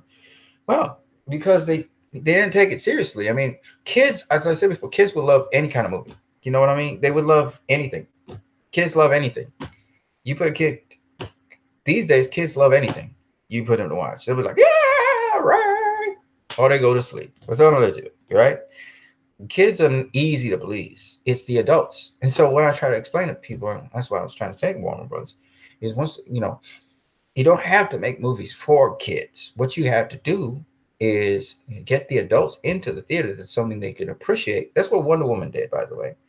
And then the kids now, the parents could talk with the kids, let the kids express themselves. For instance, when Batman v Superman came out, I remember the parent came, he had two little kids that went, two little dogs went to see Batman v Superman in the theater. And afterwards, he had an interview where he was processing, wanted to see how the children assimilated the information. And he asked questions to them and they gave answers. And they put it on film. And kids love the movie. Kids always love movies. That's the thing people don't understand. Kids aren't picky because for them, the world is brand new. So everything's brand new for them. It's all new experiences for them. So you have to understand, if you're doing films for the kiddies, that's a dumb thing to do. Like, unless you're doing like, Sesame Street or something, some educational program from PBS that's designed for kids to learn. What are you talking about doing movies for kids? Yes, okay, you have animated films for kids. Of course, you got the animated series for kids, on television. But you don't have to make, okay, you can even make movies for kids. But when you're doing your feature films, you got to also think about making something much more mature for adults. And that's the thing that I just don't understand. Why is it that Warner Bros. Feels they need to follow the MCU route? And especially making jokes and sacrificing the characters for a laugh. You're not teaching the kids anything. What you're teaching the kids is, oh, look, you can face plant into the breast of a woman and it's okay. She won't do you anything. No, not in a Me Too environment, because what you were basically saying is take advantage of women in the workplace, take advantage of women in the social affairs, put them as a second-rated person. You know what I'm saying? So you can't be doing that. You know what I'm saying? And that's the thing I just don't understand. Hard to Kill, man. Steven Seagal, baby. Oh, your mom called you? Yeah. That was back in the day. Kids love Infinity War. Low. Yeah, of course they would. Kids love anything. You remember that? You have to understand this is all new for them. So yeah, they're gonna love anything. Of course they'll love Infinity War. Of course they love Transformers. Ask a kid, hey, how did you like the Transformers movie? I loved it. They're gonna tell you they love it and they're excited for it. And kids love anything. Kids love the Justice League. Yeah, you listen to Chris Francis. Chris Francis is like, man, I didn't like Justice League, but my kids keep on asking me to replay the DVDs, so I bought the DVD for the kids. The kids are not, it's not hard to impress a kid. And if a kid doesn't like what he's seeing, they just put their head down and they go for a nap. Kids are not hard to please, man. Tommy Temper says, hard to kill. Tommy does a Mason Storm. Yep. Go versus, yeah. And Toy Story was for kids, but everybody liked it and related to it. Yeah, because it has a little something deeper. You know what I'm saying? It had a little something deeper. It was a family movie, right? But not every movie needs to be a family movie. Look at what happened with Logan. I don't like it particularly, but look what happened with Deadpool. Look what happened with, I'm talking recent movies now. Planet of the Apes. That ain't no kid story. You know what I'm saying? Look at Kong Skull Island. That's not for kids. That's for grown-ups, right? I mean, you can have grown-up comic book movies. You can have that. You don't have to only have kid comic book. And the nice thing about it is you can easily bring the kids along because it's called parental guidance, which means if you're carrying them there, you're going to go and discuss it after with them. It's a smart thing to do. You know, it's parental guidance 13 as well for the MCU movies, but nobody takes time to discuss those movies with their kids. They just let them fly. A responsible parent would have a discussion with them about what just went on in the movie, because there's things that movie is teaching you which may not be right. So you need to have a discussion with it. And sometimes these so-called kids-based movies, these PG-13 movies, are more damaging than the more mature ones. Tony Tepper says, I got some Z's. It's 4:10 a.m. Got to be up in a few hours. All right, man. Peace to you. Have a good day, man. Peace, guys. Contact you mañana, Anson. Yeah, bro. Just know, man. Just know one thing. You're not a terrible person for what some of the negative things that you do, but at the same time, obviously you don't want to do them again. So if you slip and fall and get back up and purpose in your heart to do something positive the next time. All those skills in the business, you're an intense person. Obviously, you're intellectual as well. And you like knowledge and you want to apply that knowledge to the betterment of other people. So what do? You control yourself by channeling that energy into something positive. That's all to it. And yes, along the way, you're going to fall and bump. Don't give up. Look at Superman. He gave up on hope because it seemed as though he was doing more and he seemed to be failing. Doesn't mean it's over. You're alive. You're breathing air. You ask God for forgiveness, push that aside, and step out. That's why I started learning. You know, it happens, man. But you can aspire to something greater. What if a child aspired to something greater? Well, what happened was our child did. Jesus did. And because of him, we can aspire to something greater. That's the cool thing about it, man. You know, I'm never proud to say this. I'm not a perfect person. I'm never proud to say that because I'm a perfectionist, okay? I don't enjoy saying that. But I will tell you this. Thank God Jesus is. And he's perfect in the sense of he's forgiving, loving, kind, and accepting. You know, when you meet people who overlook some of your faults, to see you aspire to something greater so that those faults will be replaced by something greater. That's what it's all about, man. Welcome to the human race, man. And, you know, sometimes these deficiencies help to humble us and keep us in place so we can have more mercy on other people and be kind to other people. You know what I mean? Does God still love atheists? Hell yeah, he does. How do you mean, man? God loves atheists. Loves atheists just like everybody else. If he hated atheists, they wouldn't be around. They'd be dead. He loves atheists, of course. I'm on the journey now, if you understand, without going into that now. Yeah, man. Peace. Got to get out of here, man, as well. So you guys have a good night. It's 11:14 p.m. We went for probably 3 hours straight. And I hope that, you know, this video will go around to different people. I'm not a perfect person, once again, but I really strive for that marker. You know what I'm saying? I don't like saying that. I tell you, as a perfectionist. But I just want to give you guys a little background on me, you know, on social media, let people know. And look, man, you can't be afraid in this life. You can't be afraid to step out there. Everybody got skeletons in the closet. You know what I'm saying? You can't be afraid to step out there. And if somebody calls you on that, you know that you did what you did in your past. Don't try to front it. Don't try to say, you know, no, you say, you know what? You're right. I was that person. I endeavor not to be that now. I don't want to be that person anymore. You know, and that's it. But all of us got a track history, man. All of us got some going on. That's what makes it interesting. That's what makes life interesting, all right? Yeah, man, guys. Peace to you guys. Have a good night, and I hope that you can inspire somebody, man, on your journey, you know, and let people know. Because a lot of people feel that, you know, because you call yourself a Christian, you're this perfect thing, you're shining symbol of light, you don't stumble, you don't fall, and all that stuff. No, that's not what it's saying, you know. And if God bless those people who don't go down that road anymore, you know, but at the same time, got to understand that we aspire to be much better than we are now. And there's nothing wrong with talking about aspiring towards that. We don't focus on the weaknesses. But if I got to talk about weaknesses, no problem. I'm the first to talk about them. I got a lot of weaknesses. You know what I mean? And I'll show a lot of people. I'm aware of them. Well, some of them at least. I'm aware of some of them, you know. And that means I'm not there yet. And neither are any of you. And it's okay. We're still on that journey, man. All right. And it's good that you know that. At least you know that. Right. All right. So peace to you guys. I'll check you guys later. Don't forget to poll. God bless.